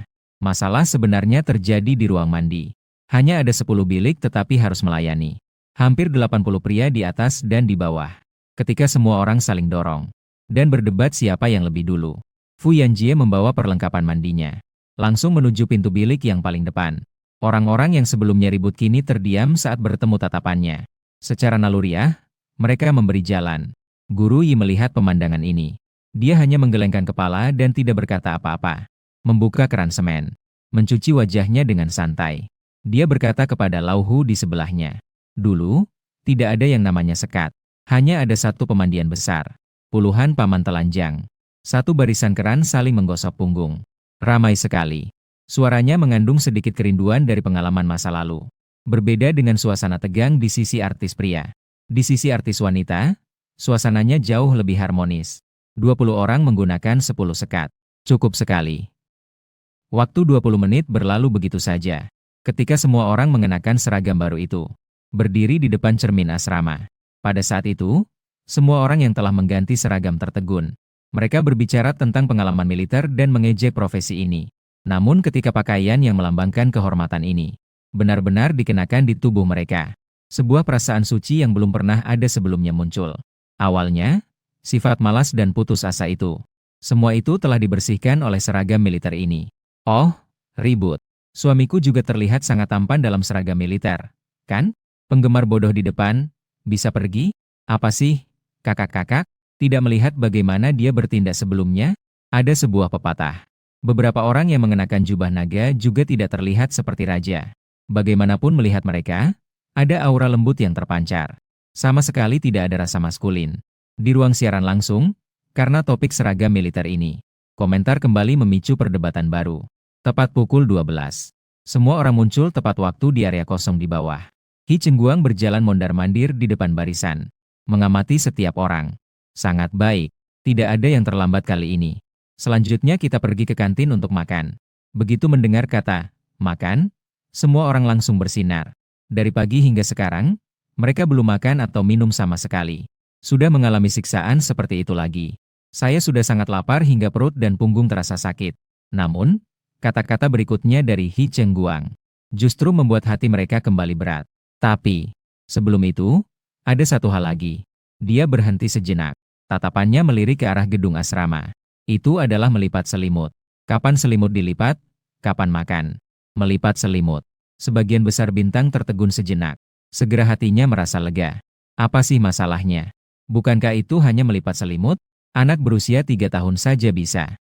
Di antara kerumunan, hanya Yilos dan Wulos. Saat mendengar kata, melipat selimut, secara bersamaan saling bertukar pandang.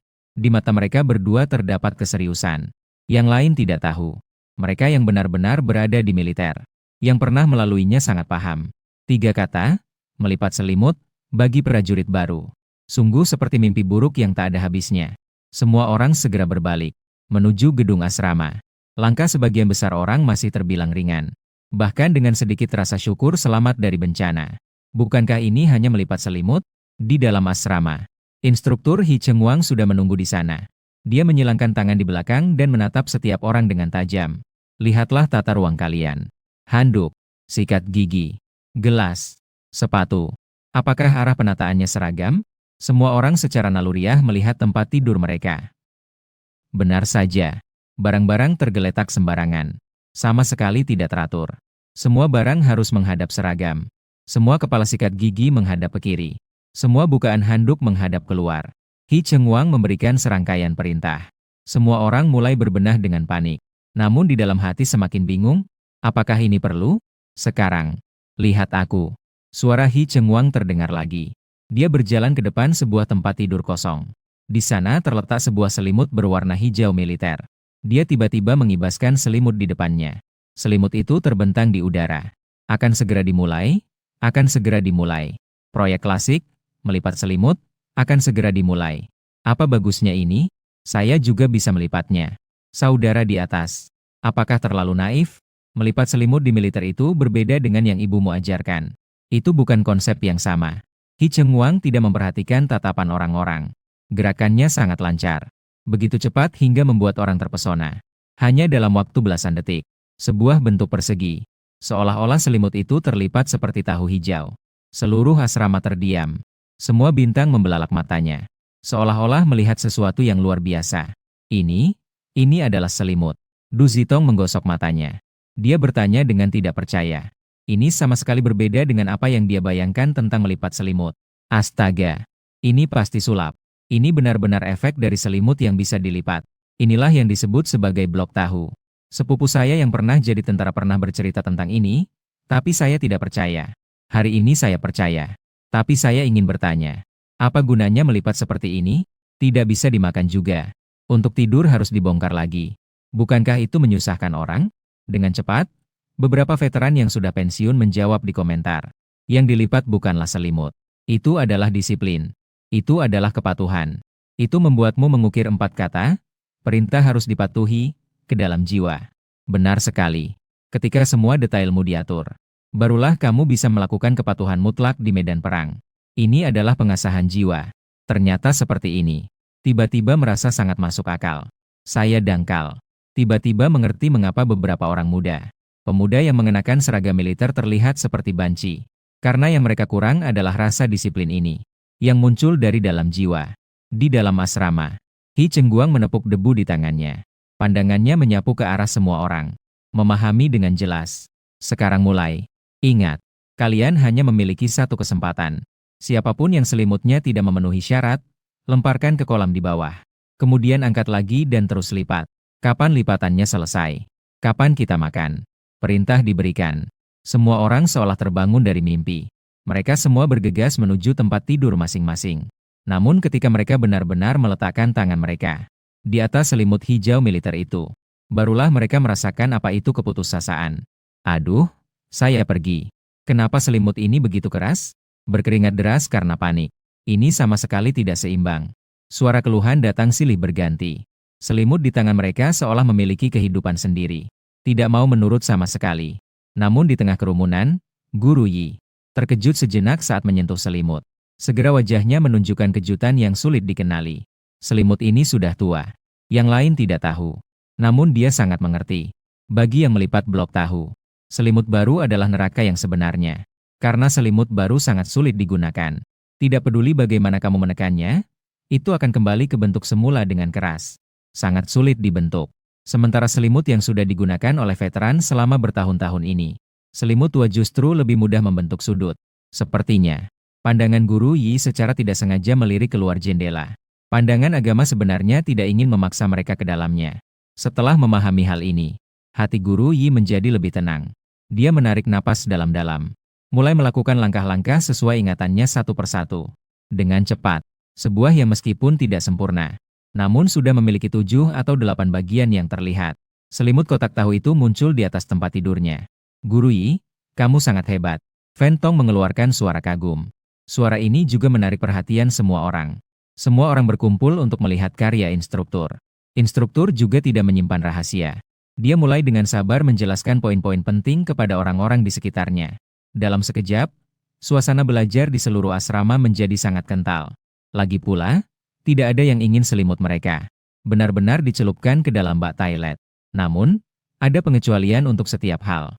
Saat anggota-anggota sedang belajar di bawah bimbingan instruktur yang pandai, mereka semakin membaik. Namun, di asrama lain, suasana putus asa menyebar. Mei Si Wang melihat selimutnya yang tampak seperti setumpuk lumpur.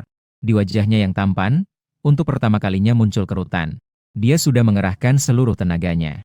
Namun, selimut ini tidak mau mendengarkan perintahnya. Beberapa rekan tim di sampingnya juga dalam keadaan yang sama. Satu persatu dengan wajah cemberut. Keringat mengucur deras. Mereka tidak tahu harus berbuat apa terhadap selimut mereka. Waktu berlalu detik demi detik. Area kelas 3 sangat tenang hingga menakutkan. Wajah Mei 11 Wang saat ini dipenuhi kebingungan. Barang ini tidak masuk akal. Ini tidak masuk akal sama sekali. Di sebelah, Bei Yuntao sudah menyerah menggunakan tangan. Dia sedang mencoba menggunakan seluruh berat tubuhnya di atas selimut. Du Ziteng masih cukup berusaha. Dia dengan hati-hati mencubit salah satu sudut. Tapi selimut itu lembut seperti tidak memiliki tulang. Baru saja membentuk sedikit bentuk. Begitu dia melepaskan, selimut itu kembali jatuh. Dan yang paling santai di daerah bencana ini adalah Fu Yanjie. Selimut di tempatnya juga tidak dilipat. Baginya, hal kecil seperti ini sama sekali tidak perlu dia lakukan. Dia melihat sekeliling timnya yang tidak kompeten. Kalian semua tidak punya tangan, bahkan hal sekecil ini pun tidak bisa kalian lakukan. Segera selesaikan dan lipat selimutku juga. Dia berbicara dengan penuh keyakinan. Beberapa orang langsung terdiam seperti ditimpa ketakutan. Dalam 10 menit lagi, kita harus berkumpul untuk makan. Jika karena kalian beberapa orang ini membuat seluruh kelas kami dihukum, pikirkan sendiri akibatnya. Mendengar itu, wajah orang tersebut berubah menjadi pucat. Dihukum itu bukan masalah utama. Jika sampai menyinggung orang ini, hidup di dunia hiburan ke depannya akan sangat sulit. Saat semua orang merasa tertekan, sebuah sosok kecil yang kurus masuk ke asrama. Saat itu, Fen Tong masuk dari luar pintu. Melihat Fu Yanjie, dia segera menyapa. Halo, Kak Jie. Fu Yanjie terlihat senang. Namamu Fen Tong, kan? Fen Tong merasa senang di dalam hatinya. Dia bisa dibilang sebagai pendatang baru di dunia hiburan. Selalu ingin mencari kesempatan untuk mendekati para bintang besar ini. Tak disangka, Tuan Tai di dalam ternyata mengenalnya. Fu Yanjie tertawa ringan. Penggemar Tong. Orang-orang di sini sangat tidak terampil. Bahkan tidak bisa melipat selimut dengan baik. Coba lihat apakah kamu bisa. Harus bisa. Fen Tong menjawab dengan cepat. Kak Jie, Anda hanya perlu melihat saya. Setelah mengatakannya, dia tanpa ragu berjalan ke depan bangunan Fu Yanjie. Dia menggulung lengan bajunya dan mulai bekerja. Tidak lama kemudian, semuanya sudah terlipat dengan rapi. Dan dia juga membantu Mei 11 Wang dan yang lainnya untuk melipat dengan baik. Fu Yanjie sangat senang. Dia menepuk bahu Fen Tong. Saudara yang baik, setelah kembali, kakak akan segera mengatur audisi untukmu. Di film berikutnya, kamu akan menjadi pemeran utama. Fen Tong tidak menyangka kebahagiaan datang begitu tiba-tiba. Dia telah berjuang selama lebih dari 10 tahun hanya untuk menjadi pemeran pendukung. Dia tidak menyangka bahwa hanya dengan melipat selimut, dia akan menjadi bintang yang populer. Adegan ini ditangkap oleh kamera yang ada di mana-mana. Dengan jelas ditampilkan di depan penonton di ruang siaran langsung. Astaga! Ini bisa seperti ini? Ini pasti kecurangan. Tertawa terbahak-bahak. Realitas dunia hiburan yang sebenarnya. Mereka yang memiliki posisi tinggi memerintah yang memiliki posisi rendah. Yang memiliki posisi rendah harus bersyukur. Berkumpul. Saat itu, suara keras Chen Xianming terdengar dari luar gedung asrama. Semua orang segera berhenti dari pekerjaan mereka. Dengan cepat berbaris di koridor. Instruktur kepala Chen Xianming memeriksa sepanjang jalan. Dia mengangguk puas. Sepertinya efek dari peringatan di hari pertama cukup baik. Namun, saat dia bersiap untuk mengumumkan waktu makan, kamu berjalan mendekat dengan tenang. Kerumunan yang awalnya sedikit gaduh tiba-tiba menjadi sunyi. Semua orang merasakannya. Sebuah aura tak terlihat datang. Tatapanmu tidak berhenti pada siapapun. Kamu langsung menuju pintu asrama kelas 3. Kelas 3. Siapa ketua kelas? Seorang prajurit bertubuh kekar melangkah keluar dari barisan. Berdiri tegak dan memberi hormat. Lapor, pelatih. Ketua kelas 3. Su Tianlong. Kamu mengangguk. Tatapanmu beralih ke Fu Yanjie di dalam barisan. Apakah selimut di tempatmu sudah kamu lipat sendiri? Wajah Fu Yanjie berubah. Dia terdiam beberapa detik. Akhirnya, dia berhasil mengeluarkan satu kata dari celah giginya. Iya, kalau begitu, sekarang di depan semua orang, kamu lipat itu sekali lagi. Wajah Fu Yanjie seketika berubah menjadi merah seperti hati babi. Ini jelas untuk membuatnya malu di depan umum. Dia berdiri di tempat dan menggerakkan bibirnya. Akhirnya, dia tetap berkata pelan. Saya tidak bisa. 3 kata ini terasa ringan. Tapi itu seperti peluru berat yang meledak di telinga semua orang. Namun, kamu tidak menghukumnya. Melainkan mengalihkan pandangan kepada ketua kelas 3, Su Tianlong. Satu orang membuat kesalahan. Seluruh kelas bertanggung jawab.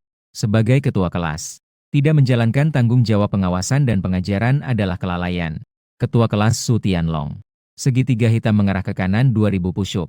Sekarang. Segera. Mulai laksanakan. 2000 push-up. Semua orang menghirup napas dingin. Jumlah ini jelas bukan yang bisa diselesaikan oleh orang normal. Ini jelas-jelas untuk menghukum kelas 3. Fu Yanjie tiba-tiba mengangkat kepalanya. Dia menatapmu dengan tidak percaya. Dia mengira kamu akan menghukumnya. Itu akan mempermalukannya. Tapi dia sama sekali tidak menyangka kamu malah menghukum Su Tianlong. Wajah Su Tianlong tidak menunjukkan ekspresi apapun. Begitu mendengar perintah, dia berteriak keras. Ya. Suaranya menggema seperti petir. Dia segera mundur selangkah. Kedua tangannya menyentuh tanah. Tubuhnya membentuk garis lurus. Tanpa ragu sedikit pun, dia mulai melakukan push-up. Setiap kali dia melakukan satu, dia mengumumkan angkanya dengan keras. Semua artis, termasuk Fu Yanjie, tertegun. Mereka melihat prajurit yang diam-diam menanggung hukuman yang bukan miliknya.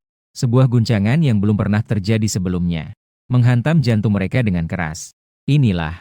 Seorang prajurit, 37. Suara Su Tianlong sudah mulai serak. Keringat mengalir di sepanjang garis rahang tegasnya. Kedua lengannya mulai bergetar ringan di luar kendali. Namun, gerakannya masih standar seperti di buku pelajaran. Seluruh artis kelas 3 menatapnya. Tidak ada yang berani mengeluarkan suara. Suara hitungan yang berat itu seperti palu besar. Sekali lagi menghantam hati mereka. Tai sangat sulit untuk menahan diri. Perasaan ini jauh lebih sulit daripada dihukum sendiri. Astaga, ketua kelas ini benar-benar pria sejati. Tanpa mengucapkan sepatah kata pun, langsung saja mulai bekerja. Inilah yang disebut tentara. Ketika perintah datang, tidak ada pikiran lain selain untuk melaksanakan. Melihatnya sangat menyakitkan. Jelas-jelas itu bukan kesalahannya. Sekarang, mungkin di hati Fu Yanjie, siapapun sulit untuk menahan diri. Lagi pula, beban ini ditanggung untuknya. Fu Yanjie memang sangat sulit untuk menahan diri. Dia menggenggam tinjunya dengan erat. Kuku-kukunya terbenam dalam telapak tangan tetapi tidak merasakan sakit. Tatapannya tidak pernah meninggalkan Su Tianlong. Kenapa? Hanya karena dia adalah ketua kelas. Hanya karena dia mengenakan seragam ini? 79. 80.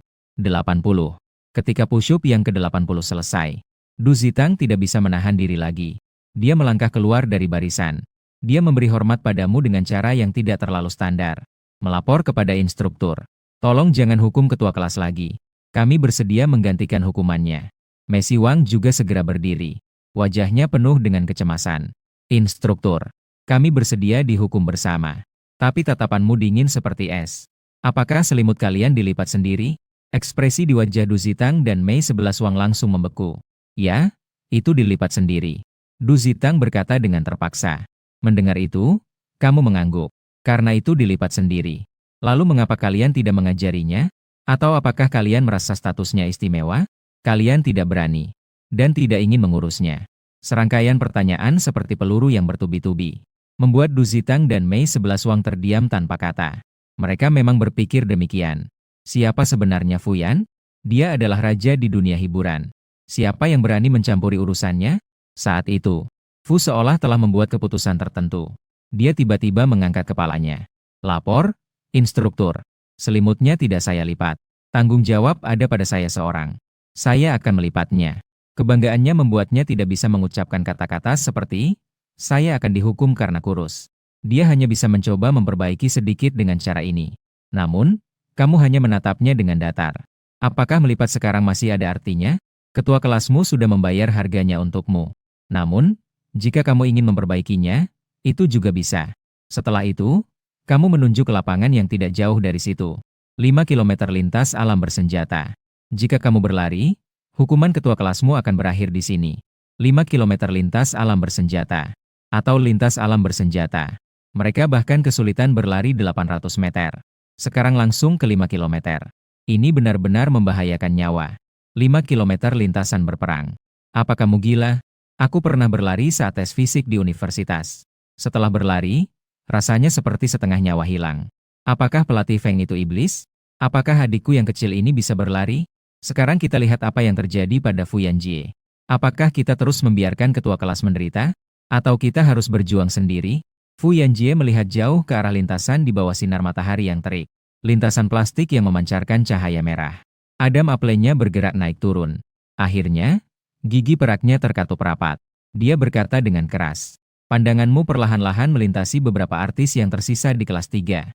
Apakah hanya dia seorang? Kehormatan satu asrama hanya bergantung pada dirinya seorang. Di dalam barisan, Bei Yuntao. 3 orang, Mei 11 Wang dan Du Ziteng. Wajah mereka seketika menjadi sangat jelek. Mereka secara naluriah melirik Fu Yanjie. Menghina pelatih paling-paling hanya dihukum. Tapi jika menghina Fu Yanjie, apakah setelah itu masih bisa bertahan di dunia hiburan? Beberapa orang saling bertukar tatapan. Mereka semua melihat perjuangan di mata satu sama lain. Akhirnya, naluri untuk bertahan hidup mengalahkan ketakutan akan fisik. Lapor. Dan aku. Bei Yuntao langsung berdiri. Dia adalah yang pertama berdiri. Dan aku. Aku akan pergi juga. Mei 11 Wang dan Du Ziteng juga berdiri meski terpaksa. Kamu melihat 4 orang dengan wajah yang berbeda ini. Sudut ejekan di bibirnya semakin jelas. Sangat baik. Semua hadir. Bawa ke lapangan. Lalu pandangannya beralih ke Su Tianlong yang baru saja bangkit dari tanah. Kamu pergi ke sisi mereka. Su Tianlong terkejut sejenak. Tapi dia segera melaksanakan perintah dan berjalan ke tepi lintasan. 2000 push-up MU belum selesai. Mereka mulai berlari. Kamu mulai melakukan. Kapan mereka akan selesai berlari? Kapan kamu bisa selesai? Apakah kamu mengerti? Hari ini tepat. Su Tianlong berteriak lagi. Kedua tangan menempel di tanah. Memulai lagi push-up. Hanya saja kali ini gerakannya sengaja diperlambat banyak. Dia mengerti maksudmu. Ini memberi kesempatan kepada orang-orang ini. Ini juga memberi mereka belenggu psikologis yang paling berat. Gong Jian di samping tidak bisa menahan diri untuk mengeluh. Langkah ini cukup kejam. Membiarkan mereka melihat ketua kelas mereka. Di samping, sedikit demi sedikit menghabiskan tenaga. Ini langsung menghukum mereka untuk sulit kurus 100 kali lipat. Tatapannya kemudian jatuh pada Fu Yanjie. Meskipun Fu Yanjie ini penuh dengan kebiasaan buruk. Namun, sedikit salju di dalam dirinya masih ada. Tidak bisa dibilang tidak ada harapan untuk diselamatkan. Kamu tertawa sinis. Batu permata mentah perlu dipukul dengan keras agar bisa menjadi alat. Mengenai 4 orang lainnya. Kata-katamu di belakang tidak terucap. Namun, penghinaan di matamu sudah menjelaskan segalanya. Zhuang Jian sedikit mengangguk. Sangat setuju. Kamu ingin memaksa mereka merasakan tanggung jawab dengan cara ini. Membiarkan mereka menyadari bahwa di sini bukanlah tempat untuk menjadi bintang besar seperti Song. Mereka adalah sebuah kelompok. Kamu mengambil gelas air di meja dan meminumnya. Apakah bisa dipahami? Tergantung pada diri mereka sendiri. Semoga kelompok yang hidup dalam kemewahan ini. Para artis bisa memberi saya sedikit kejutan. Di lapangan, matahari bersinar terik. Dengan satu perintah darimu. 5 orang, termasuk Fu Yanjie, melangkah dengan langkah berat. 1 putaran 1000 meter. 5 putaran penuh. Suara Su Tianlong menghitung terdengar di telinga mereka. Tidak terburu-buru dan tidak lambat. Namun seperti ketukan yang memanggil maut. Fu Yanjie berlari di depan dengan gigi terkatup. Dia tidak mengerti tentang kecepatan. Tidak mengerti tentang ritme pernapasan. Dia hanya memiliki satu pikiran. Berlari lebih cepat. Sedikit lebih cepat. Selama dia menyelesaikan lari. Ketua kelas tidak perlu dihukum lagi. Keringat segera membasahi pakaian latihannya. Menempel erat di tubuhnya, lembab dan panas. Paru-parunya terasa seperti terbakar. Setiap kali bernapas, ada rasa amis seperti darah. 2 putaran sudah berlalu. Beberapa orang di belakang, termasuk Bei Yuntao, sudah jelas tidak bisa mengikuti. Kecepatan mereka semakin lambat. Dari berlari menjadi berjalan lambat. Akhirnya hampir hanya bergerak. Tidak bisa lagi. Aku tidak tahan lagi. Siapa yang bisa berlari seperti ini? Mei Si Wang berhenti. Dia duduk di atas lintasan plastik. Napasnya terengah-engah. Du Zitang melihat Fu Yanjie yang masih bertahan di depan. Matanya penuh dengan keputusasaan. Kecepatan Fu Yanjie juga melambat. Tapi dia tidak berhenti. Matanya terus-menerus menatap ke depan dengan serius. Di telinganya terdengar suara Su Tianlong yang jelas menghitung. 131. 132. Angka itu seperti terukir. Dalam-dalam terukir di hatinya. Tidak boleh berhenti sama sekali. 49 menit. Ketika Fu Yanjie menghabiskan sisa tenaganya dan terhuyung-huyung melewati garis finish. Angka pada pengatur waktu berhenti di momen yang akan selalu diingatnya seumur hidup. Dia terasa lemas. Seluruh tubuhnya seperti setetes lumpur. Tegak lurus menepuk ke arah tanah. Jalur plastik dipanggang oleh matahari yang terik. Pipinya terasa seperti dibakar dengan besi panas. Tapi dia sudah tidak merasakannya. Paru-paru terasa kosong. Setiap napas terasa seperti menelan duri. Tenggorokannya penuh dengan rasa manis berkarat. Dia hanya ingin berbaring seperti ini. Sampai waktu berlalu selamanya. Di dekat situ, Bei Yuntao, Du Zitong dan Mei 11 Wang sudah tergeletak di tanah. Masing-masing tampak seperti baru saja ditarik keluar dari air.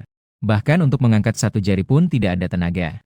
Dan di bagian paling depan dari barisan, para artis yang tersisa sudah berdiri di bawah terik matahari hampir 1 jam. Kegembiraan awal telah digantikan oleh kecemasan. Matahari yang menyengat menggantung di atas kepala. Tidak ada awan yang menghalangi pemandangan. Membuang panas tanpa menahan sedikit pun. Sudah berapa lama kita harus menunggu? Matahari ini hampir melelehkan saya. Mei Ling mengerutkan dahi. Mengeluh pelan. Iya, benar. Kenapa begitu lambat? Bao Ju di samping juga tidak bisa menahan diri untuk berbicara. Suaranya penuh dengan ketidaksabaran. Du Qian mengerucutkan bibirnya. Seandainya saya tahu seperti ini, lebih baik kita dihukum kurus bersama. Setidaknya saat berlari ada sedikit angin. Diam semua. Suara teriakan yang keras seperti petir di siang bolong menggema di telinga semua orang. Chen Shanming dengan wajah serius. Melangkah cepat mendekat. Kalian pikir kalian siapa? Apakah kalian penonton yang hanya menonton di sini? Aku katakan padamu. Di sini kalian adalah sebuah kelompok. Berhasil bersama. Rugi bersama. Mereka berlima sedang dihukum karena kurus. Berdirilah di sini untukku. Lihatlah. Air liur Chen Shanming hampir menyemprot ke wajah Wen Meiling. Siapa yang berani bicara lagi? Lintasan tempur sejauh 15 km. Sekarang. Segera. Saat itu, lapangan permainan seketika menjadi sunyi. Semua orang terpesona oleh kekuatan yang menakutkan itu membuatnya terkejut. Satu persatu berdiri tegak tanpa bersandar. Berdiri dengan tegak. Bahkan tidak berani menghela napas. Fu Yanjie terbaring di tanah, terengah-engah. Saat itu, sepasang sepatu bot militer berhenti di depannya. Bayangan menutupi, melindunginya dari sinar matahari yang menyengat. Kamu, berjongkoklah. Kamu jongkok, melihatnya dengan tenang. Bangkitlah. Mata Fu Yanjie bergerak sedikit. Tidak ada tenaga untuk berbicara. Berbaring di tanah, asam laktat akan cepat menumpuk. Besok kamu akan lebih sulit untuk kurus. Bangkitlah. Berjalan perlahan 2 putaran akan baik untukmu. Fu Yanjie berjuang sejenak. Tidak bisa mengangkat tubuhnya. Kamu tidak berbicara lagi. Hanya mengulurkan tangan untuk menariknya dari tanah. Fu Yanjie berdiri tegak. Kamu mengulurkan sebotol air mineral yang sudah dibuka tutupnya. Air mineral diserahkan kepadanya. Dia meminum sedikit. Cairan dingin itu meluncur di tenggorokannya seperti hujan setelah kemarau panjang. Seketika memadamkan api di dalam tubuhnya. Fu Yanjie meminum dengan rakus. Dia merasa hidup kembali. Dia menjilati bibirnya yang kering dan pecah-pecah. Melihatmu, instruktur. Apakah sudah bisa makan? Tatapanmu melewati dirinya. Melihat ke arah 4 orang yang masih tergeletak di tanah tidak jauh dari situ. Mereka belum menyelesaikan lari. Fu Yanjie mengikuti tatapanmu. Dia tidak bisa tidak tertegun. Iya, 5 kilometer berarti 5 kilometer untuk 5 orang. Dia sudah menyelesaikannya. Tapi keempat orang itu masih jauh dari selesai. Aturanmu tidak pernah menyebutkan bahwa bisa dihitung terpisah. Sialan. Dia mengumpat pelan. Dia berbalik dan berjalan menuju ke 4 orang itu. Oh, ribut. Apa yang akan dilakukan Fu Yanjie? Jangan-jangan dia mau memukul mereka? Sifatnya yang meledak-ledak. Hahaha. Sangat dinanti. Mulai berkelahi. Ayo berkelahi. Penonton di ruang siaran langsung bersemangat. Namun, tindakan Fu Yanjie melampaui semua ekspektasi. Dia berjalan ke arah Mei Si Wang yang terdekat. Dia menarik lengannya dengan kuat. Dia dengan paksa mengangkat orang itu dari tanah. Lari. Mei Siwang seperti lumpur yang tidak bisa diangkat. Dengan wajah cemberut. Kakak Jie. Aku benar-benar tidak bisa lagi. Biarkan aku tiga. Jangan banyak bicara. Fu Yanjie berteriak. Dia menyeretnya menuju garis finish. Selanjutnya adalah Bei Yuntao. Ini adalah Du Ziteng. Dia seorang diri berhasil mengangkat tiga orang yang hampir kehilangan. Kemampuan bergerak dari orang-orang itu satu persatu diangkat dari tanah. Menyeret dan menarik maju. Beberapa belas menit kemudian. Ketika keempat orang itu dalam keadaan yang sangat memalukan. Ketika semua sikap melewati garis finish. Semua orang di lapangan terlihat bingung. Sial. Saya tidak salah lihat, kan? Apakah ini masih Tuan Fu yang berani melawan segalanya? Skrip hari ini tidak sesuai? Ya. Bagaimana dengan individualisme? Kenapa tiba-tiba jadi pahlawan tim? Mereka menertawakan saya. Tiga orang itu seperti gantungan bentuk manusia. Dituntun pergi. Acara ini menggugah selera. Saya memutuskan untuk makan sambil menontonnya mulai sekarang. Efek diet pasti bagus. Setelah keempat orang selesai berlari. Melakukan push-up di sisi lain. Su Tianlong akhirnya berhenti juga. Keringat mengalir di sepanjang pipi tajamnya yang tegas. Menetes di jalur plastik yang panas dan langsung menguap. 1200. Tepat 1200 push-up standar. Messi melihat orang-orang yang pingsan setelah garis finish. Bahkan tidak bisa berdiri dengan stabil. Tatapan Mei 11 Wang kepada Fu Yanjie penuh dengan perasaan campur aduk. Bersyukur. Ada juga rasa malu. Fu Yanjie berbalik dan langsung berjalan menuju Su Tianlong. Dengan senyum seolah meminta pujian di wajahnya. Ketua kelas. Su Tianlong mengangkat kepalanya. Mengusap keringat di wajahnya dengan punggung tangan. Menatapnya dengan tatapan tenang. Lihat tidak? Saya sudah menyelesaikan 5 kilometer. Fu Yanjie mengangkat dagunya. Suaranya penuh dengan kebanggaan. 2000 push-up. Saya sudah membuatmu mengurangi 800. Bagaimana? Cukup baik, kan? Dia mendekat sedikit. Dia menurunkan suaranya. Seperti sedang membicarakan rahasia. Nanti di militer. Beri sedikit kemudahan, ya? Dia mengira tindakan heroiknya ini pasti bisa mendapatkan sedikit perlakuan istimewa. Namun wajah Su Tianlong perlahan-lahan menjadi gelap saat dia selesai berbicara. Beri sedikit kemudahan. Suara Su Tianlong serak, namun dingin seperti dibekukan oleh es. Dia perlahan-lahan berdiri, melihat Fu Yanjie dari atas, yang lebih pendek setengah kepala darinya. Apa kamu pikir 1200 ini? Push-up ini karena siapa? Dia tertawa sinis. Wajahnya penuh dengan ejekan. Kembali ke barisan 3 kali. Mendengar itu, pikiran Fu Yanjie kosong. Suara teriakan Su Tianlong seperti palu berat, memukul telinganya hingga berdengung. Udara di sekitarnya seolah membeku. Semua mata orang, baik yang ingin tahu maupun yang menonton, saat ini semua fokus tertuju padanya. Dia ingin membantah, ingin mengatakan sesuatu untuk menyelamatkan wajahnya. Tetapi melihat mata Su Tianlong yang hampir menyala, dia tidak bisa mengeluarkan sepatah kata pun. Akhirnya dia hanya bisa di bawah tatapan yang tak terhitung. Dengan pandangan mata yang menatap, berputar dan pergi dengan malu-malu. Seperti ayam jantan yang kalah kembali ke belakang barisan. Mei 11 Wang dan beberapa orang menggeser sedikit untuk memberinya ruang. Dengan tatapan yang rumit, tidak ada yang berbicara. Itu, rasa terima kasih yang sedikit itu sudah lenyap. Terhapus oleh perubahan mendadak ini. Sekarang keempat orang ini adalah senasib sepenanggungan yang sesungguhnya. Pukul 1 siang. Ketika semua orang menyeret kaki mereka yang terasa berat seperti timah. Ketika mereka bergerak ke pintu kantin. Aroma makanan yang kaya dan menggugah selera. Masuk dengan kuat ke dalam hidung setiap orang.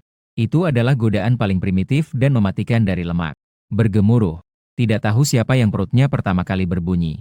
Seperti menyalakan sinyal. Segera setelah itu, suara perut yang bergantian terdengar seperti simfoni di dalam barisan. Semua orang secara naluriah menelan ludah.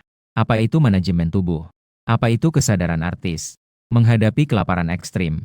Hal-hal ini begitu rapuh dan tidak tahan banting. Di dalam pikiran hanya tersisa satu pemikiran. Segera makan. Sejak pagi diculik ke tempat sial ini, kecuali minum sedikit sup kacang hijau di tengah jalan. Mereka sampai sekarang belum makan apapun. Semua orang merasakannya. Ketika semua orang berencana untuk makan, suara Chen Shanming yang nyaring seketika memutuskan hayalan semua orang. Saat ini, Chen Shanming berdiri di depan barisan. Wajahnya serius. Sebuah lagu sebelum makan. Saya nyanyikan satu bait, kalian ikuti satu bait. Semua, suaranya harus lebih keras. Setelah itu, Chen Shanming mulai dengan nada tinggi. Para artis saling memandang. Mengikuti dengan suara lemah. Suaranya kecil seperti suara nyamuk. Belum makan? Chen Shanming mengernyitkan dahi dan berteriak. Ya, belum makan. Seseorang di barisan berbisik pelan. Lebih keras. Tunjukkan semangat kalian seperti saat konser. Chen Shanming tidak peduli dengan itu. Semua orang terpaksa berteriak. Dengan susah payah, mereka meningkatkan suara sedikit. Satu lagu selesai dinyanyikan. Semua orang merasa lebih lelah daripada berlari 5 kilometer. Baiklah. Sekarang, sesuai urutan barisan. 4 orang satu meja berdiri di depan meja makan. Dengan satu perintah dari Chen Shanming. Semua orang segera bergerak. Beberapa puluh meja panjang tersusun rapi di kantin. Meja Fu Yanjie. Dia dan Messi. Du Zitong dan yang lainnya baru saja berdiri lalu langsung duduk. Mereka benar-benar tidak bisa berdiri lagi. Namun, mereka baru saja duduk dan merasa ada yang tidak beres. Beberapa orang guru penerjemah berdiri tegak seperti anak panah. Berdiri lurus di tepi meja. Tidak bergerak sedikit pun. Kenapa kalian tidak duduk? Mei 11 Wang sedikit bingung. Guru penerjemah meliriknya. Sayangnya, Mei 11 Wang sangat lapar hingga matanya berkilau. Sama sekali tidak mengerti. Siapa yang menyuruh kalian duduk? Suara teriakan Chen Shanming menggema di kantin. Suasana di seluruh kantin seketika menjadi dingin. Beberapa orang yang baru saja duduk terkejut. Mereka langsung melompat dari kursi. Di militer. Patuh perintah, tanpa bantahan. Berdiri terus sampai ada perintah dari saya. Chen Shanming berjalan ke depan mereka. Tidak mengerti? Semua orang terdiam seperti ditimpa hujan es. Meskipun dalam hati merasa tidak terima 100%. Tapi tidak ada yang berani menyentuh masalah ini lagi. Saat itu, suara langkah kaki terdengar dari pintu kantin. Kamu membawa Hi Cheng Wang dan Li Erniu. Beberapa instruktur seperti Niu masuk. Kamu tidak melihat siapapun. Langsung berjalan ke meja utama dan duduk dengan tegas. Instruktur lainnya juga ikut duduk. Seluruh proses sunyi, cepat, tanpa ada gerakan yang berlebihan. Tatapan mereka menyapu seluruh ruangan. Melihat sekelompok artis yang berdiri sempoyongan dengan wajah pucat. Mengambil sumpit dan mengetuk meja dengan lembut. Satu kata, jelas dan tenang. Semua orang merasa seolah-olah mendapat pengampunan besar. Dengan suara gaduh, semua orang langsung duduk. Kursi yang digeser mengeluarkan suara berisik saat bergesekan dengan lantai. Dengan cepat, para prajurit dari tim dapur membawa beberapa ember besar masuk. Tutup ember dibuka. Uap panas mengepul. Ini adalah mie. Hanya saja mie ini terlihat agak menyedihkan. Kuahnya bening dan sedikit. Di atasnya ada sedikit daun bawang dan ketumbar.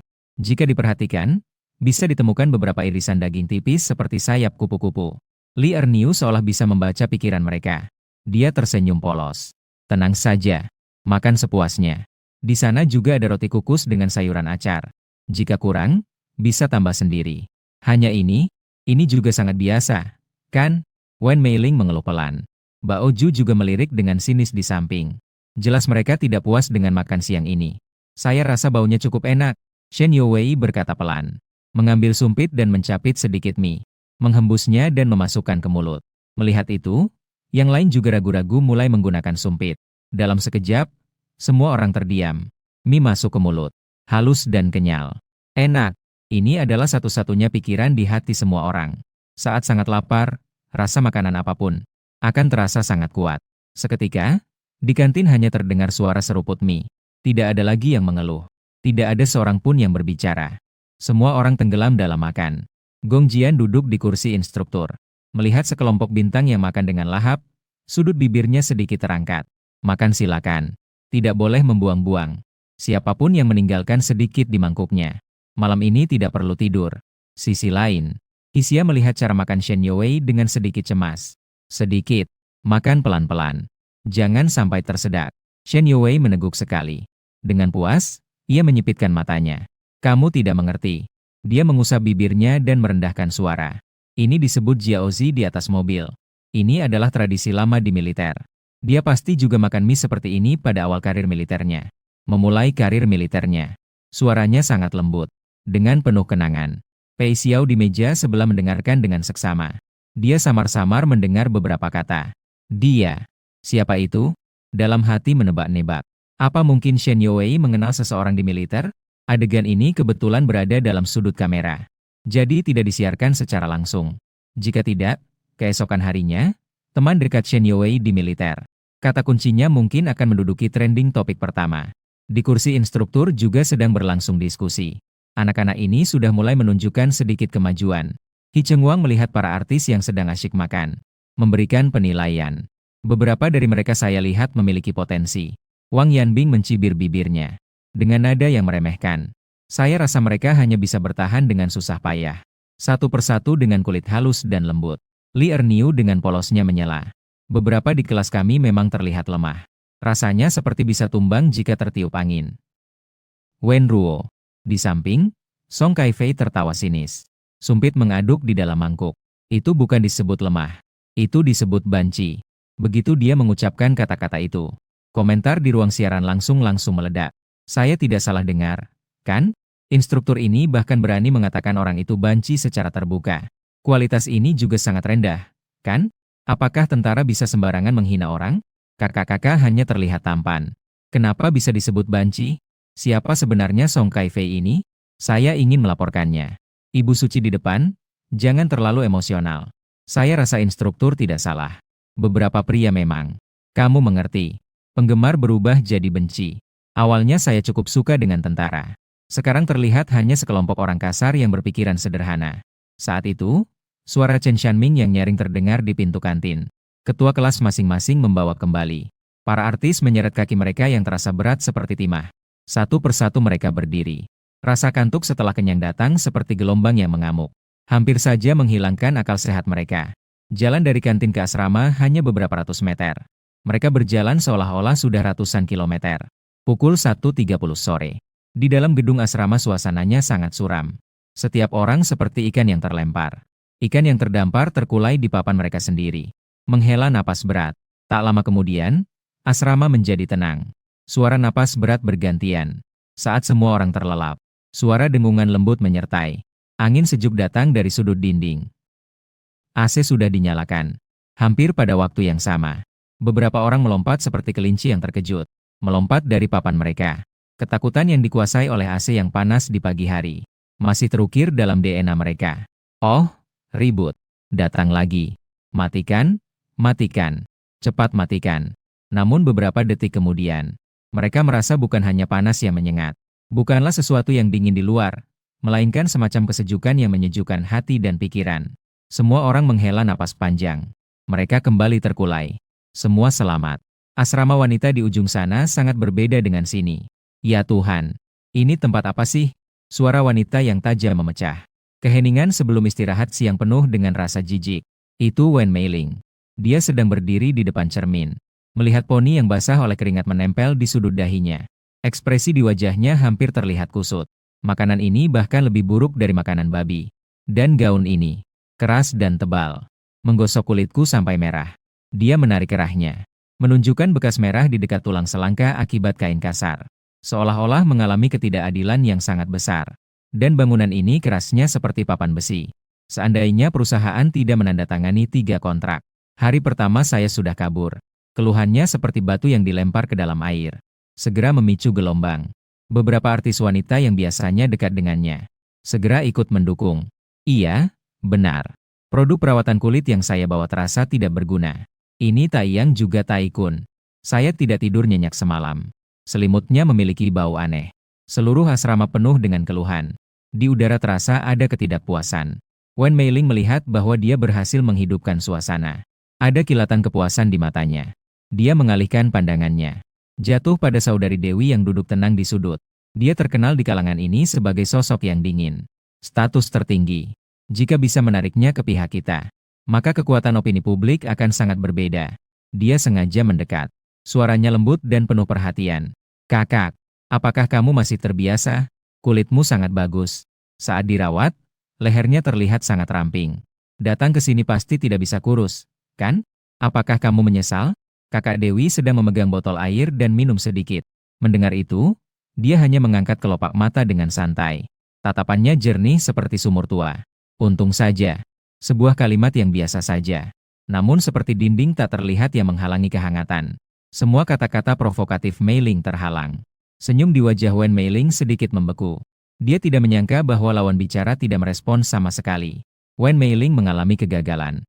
Dalam hati, dia mengumpat, tidak tahu diri. Namun, dia tidak berani menunjukkan di wajahnya. Dia memutar matanya. Dia kembali mengincar target lain. Shen Youwei. Shen Youwei terkenal di kalangan ini karena kecerdasannya. Sangat populer. Jika bisa membujuknya, hasilnya juga tidak buruk. Dia baru saja ingin membuka mulut. Namun, Shen Youwei seolah-olah memiliki mata di belakang. Tiba-tiba dia berbalik dan berbicara kepada sahabatnya, Hisia. Sia, aku ingin sekali yang asam. Siang ini belum tahu bagaimana mereka akan menyiksa kita. Cepat berbaring dan istirahat sebentar. Jika tidak, aku benar-benar tidak bisa bertahan. Setelah mengatakannya, dia menarik Sia. Keduanya langsung berbaring kembali di tempat tidur masing-masing. Dengan tindakan, mereka menunjukkan penolakan untuk bergabung dalam topik apapun. Wen Meiling sudah menyiapkan banyak kata. Kata-kata itu terpaksa ditahan. Dia sangat marah sampai giginya bergetar. Kuku-kukunya terbenam dalam telapak tangan. Dua tokoh yang paling penting ini. Satu orang keras kepala, tidak bisa dibujuk. Satu lagi licin, susah dipegang. Membuatnya merasa seperti badut yang melompat-lompat. Dia menertawakan aku. Shen Youwei sangat pintar dengan trik ini. Sempurna menghindar. Kecerdasan emosional ini. Aku sudah tak bisa belajar lagi. Wen Meiling pasti sudah sangat marah sekarang. Lihat ekspresinya. Hahaha. Saat itu, satu lagi yang suka menantang, Du Qian, berdiri. Dia menarik-narik seragam latihannya yang basah oleh keringat. Wajahnya menunjukkan rasa jengkel. Aku tidak bisa kurus? Lengket sekali. Saya ingin berganti pakaian simbol merek dagang terdaftar. Dia berkata sambil berjalan menuju lemari miliknya. Mengambil set pakaian musim panas yang dilipat rapi. Aku juga ingin berubah. Ayo bersama-sama. Kayak ini lebih nyaman untuk tidur siang. Bao Ju segera merespons. Beberapa orang mengeluarkan pakaian musim panas mereka untuk bersiap ganti. Komentar di ruang siaran langsung menjadi ramai. Wah, wow. Apakah itu akan datang? Cepat, cepat. Aku sudah siap untuk mengambil screenshot. Saat beberapa bintang wanita membuka tirai. Saat bersiap untuk ganti baju. Kreek. Pintu asrama didorong terbuka dengan keras. Sebuah sosok berdiri di pintu. Melawan cahaya. Postur tubuh tegak seperti pohon pinus. Itu adalah ketua kelas mereka, Ye Chunxin. Dia memiliki wajah yang dingin. Tatapannya terfokus pada Du Qian dan beberapa orang yang memegang pakaian biasa. Suasana gaduh di asrama tiba-tiba menjadi dingin seperti es. Apa yang sedang kamu lakukan? Lapor, instruktur. Kami bersiap untuk ganti pakaian dan istirahat. Du Qian mengandalkan pengalamannya yang lebih lama. Berani. Menjadi yang pertama menjawab.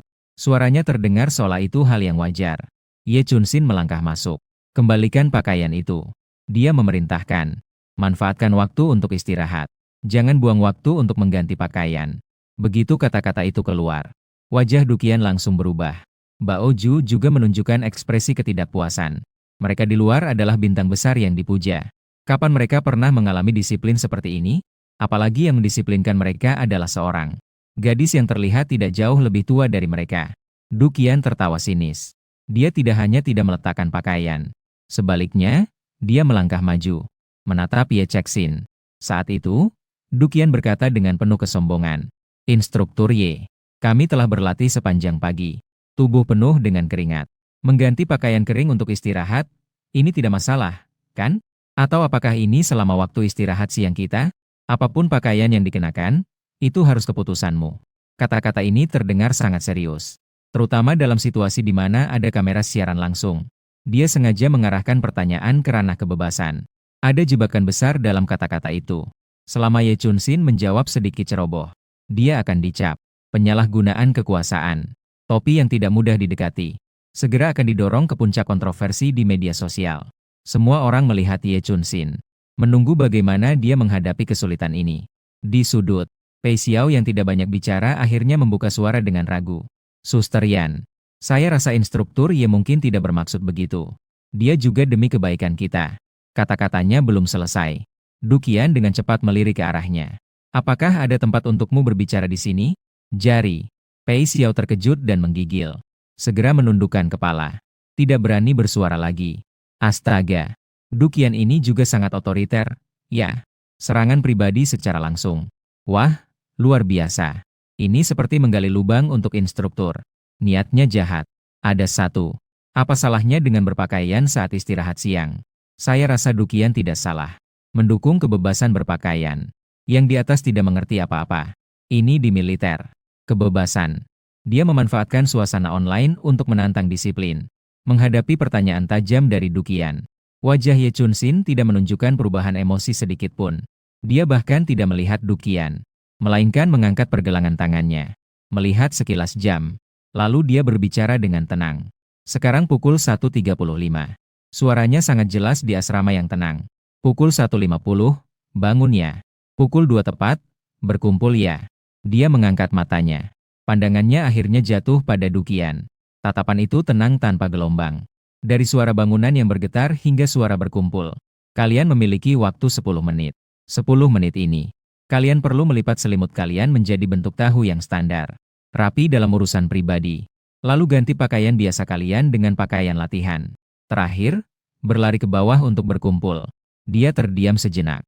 Suaranya tiba-tiba menjadi dingin. Menurut MU, apakah 10 menit cukup? Atau, apakah kamu ingin menjelaskan kepada instruktur mengapa kamu terlambat? Begitu kata, instruktur keluar. Suhu seluruh asrama sepertinya turun beberapa derajat lagi. Tadi masih dengan percaya diri. Beberapa bintang wanita langsung kehilangan semangatnya. Iya, ganti pakaian itu nyaman.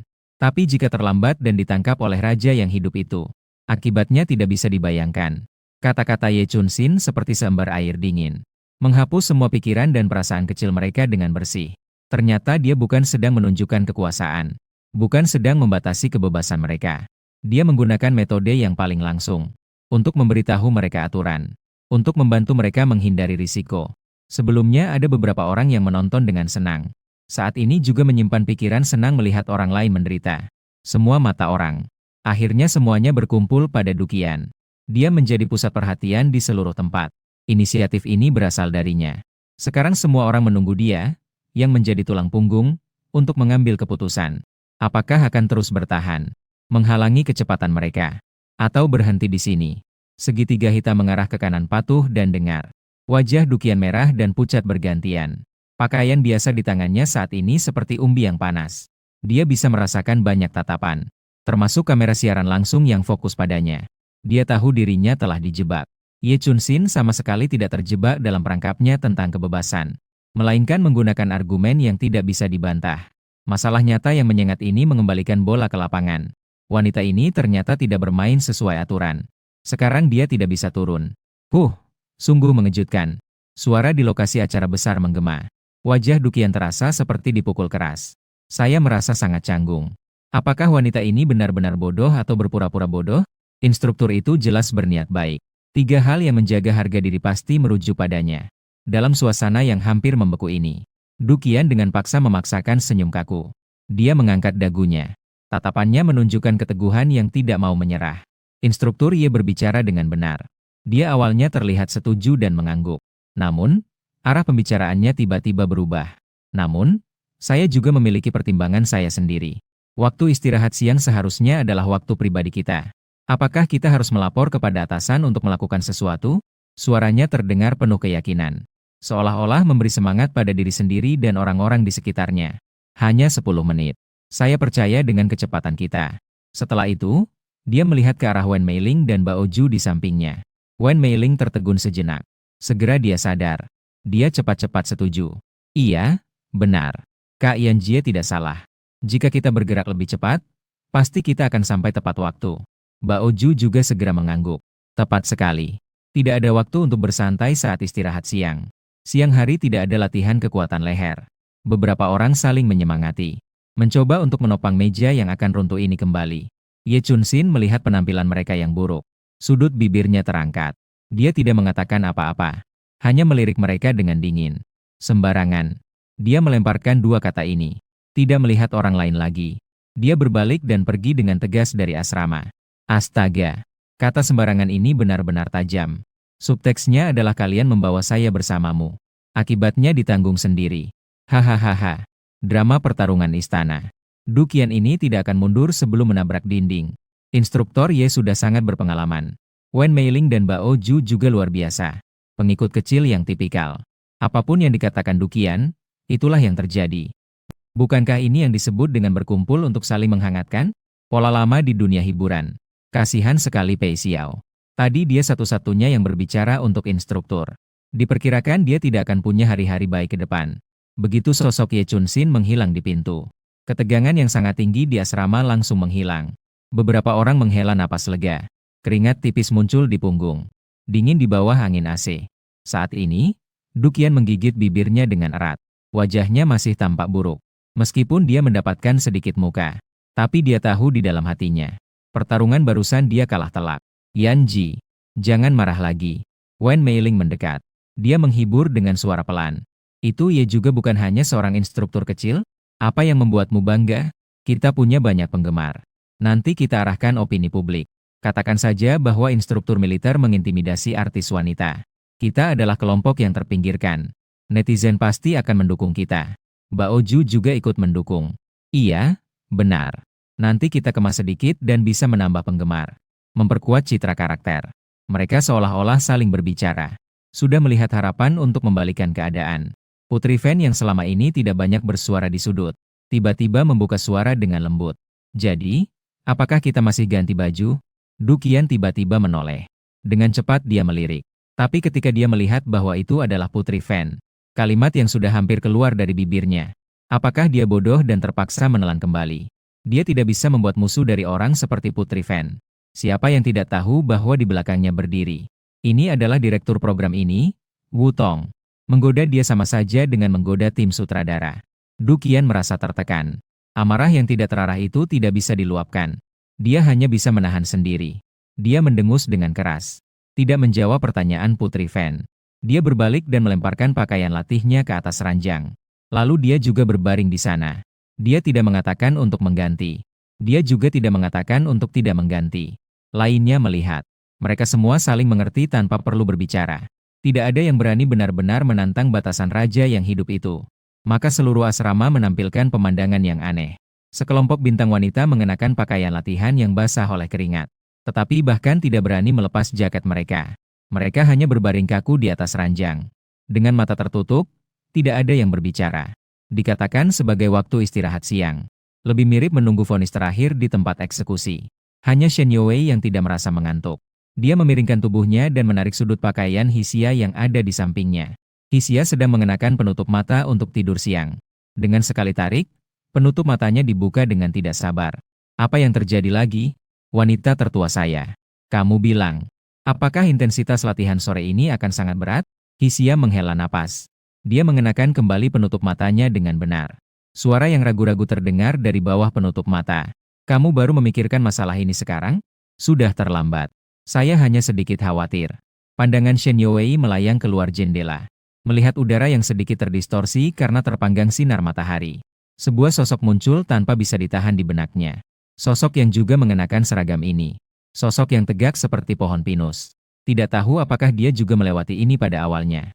Suaranya semakin pelan. Seperti sedang berbicara pada dirinya sendiri.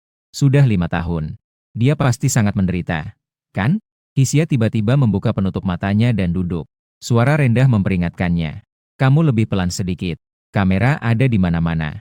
Shen Youwei menjulurkan lidahnya. Juga tahu bahwa dirinya telah kalah. Hisia memandangnya. Dengan tatapan yang sedikit menyakitkan. Namun nada suaranya tetap serius. Ini adalah pilihannya sendiri. Dulu kamu tidak bisa mengendalikannya. Sekarang khawatir juga tidak ada gunanya. Aku tahu.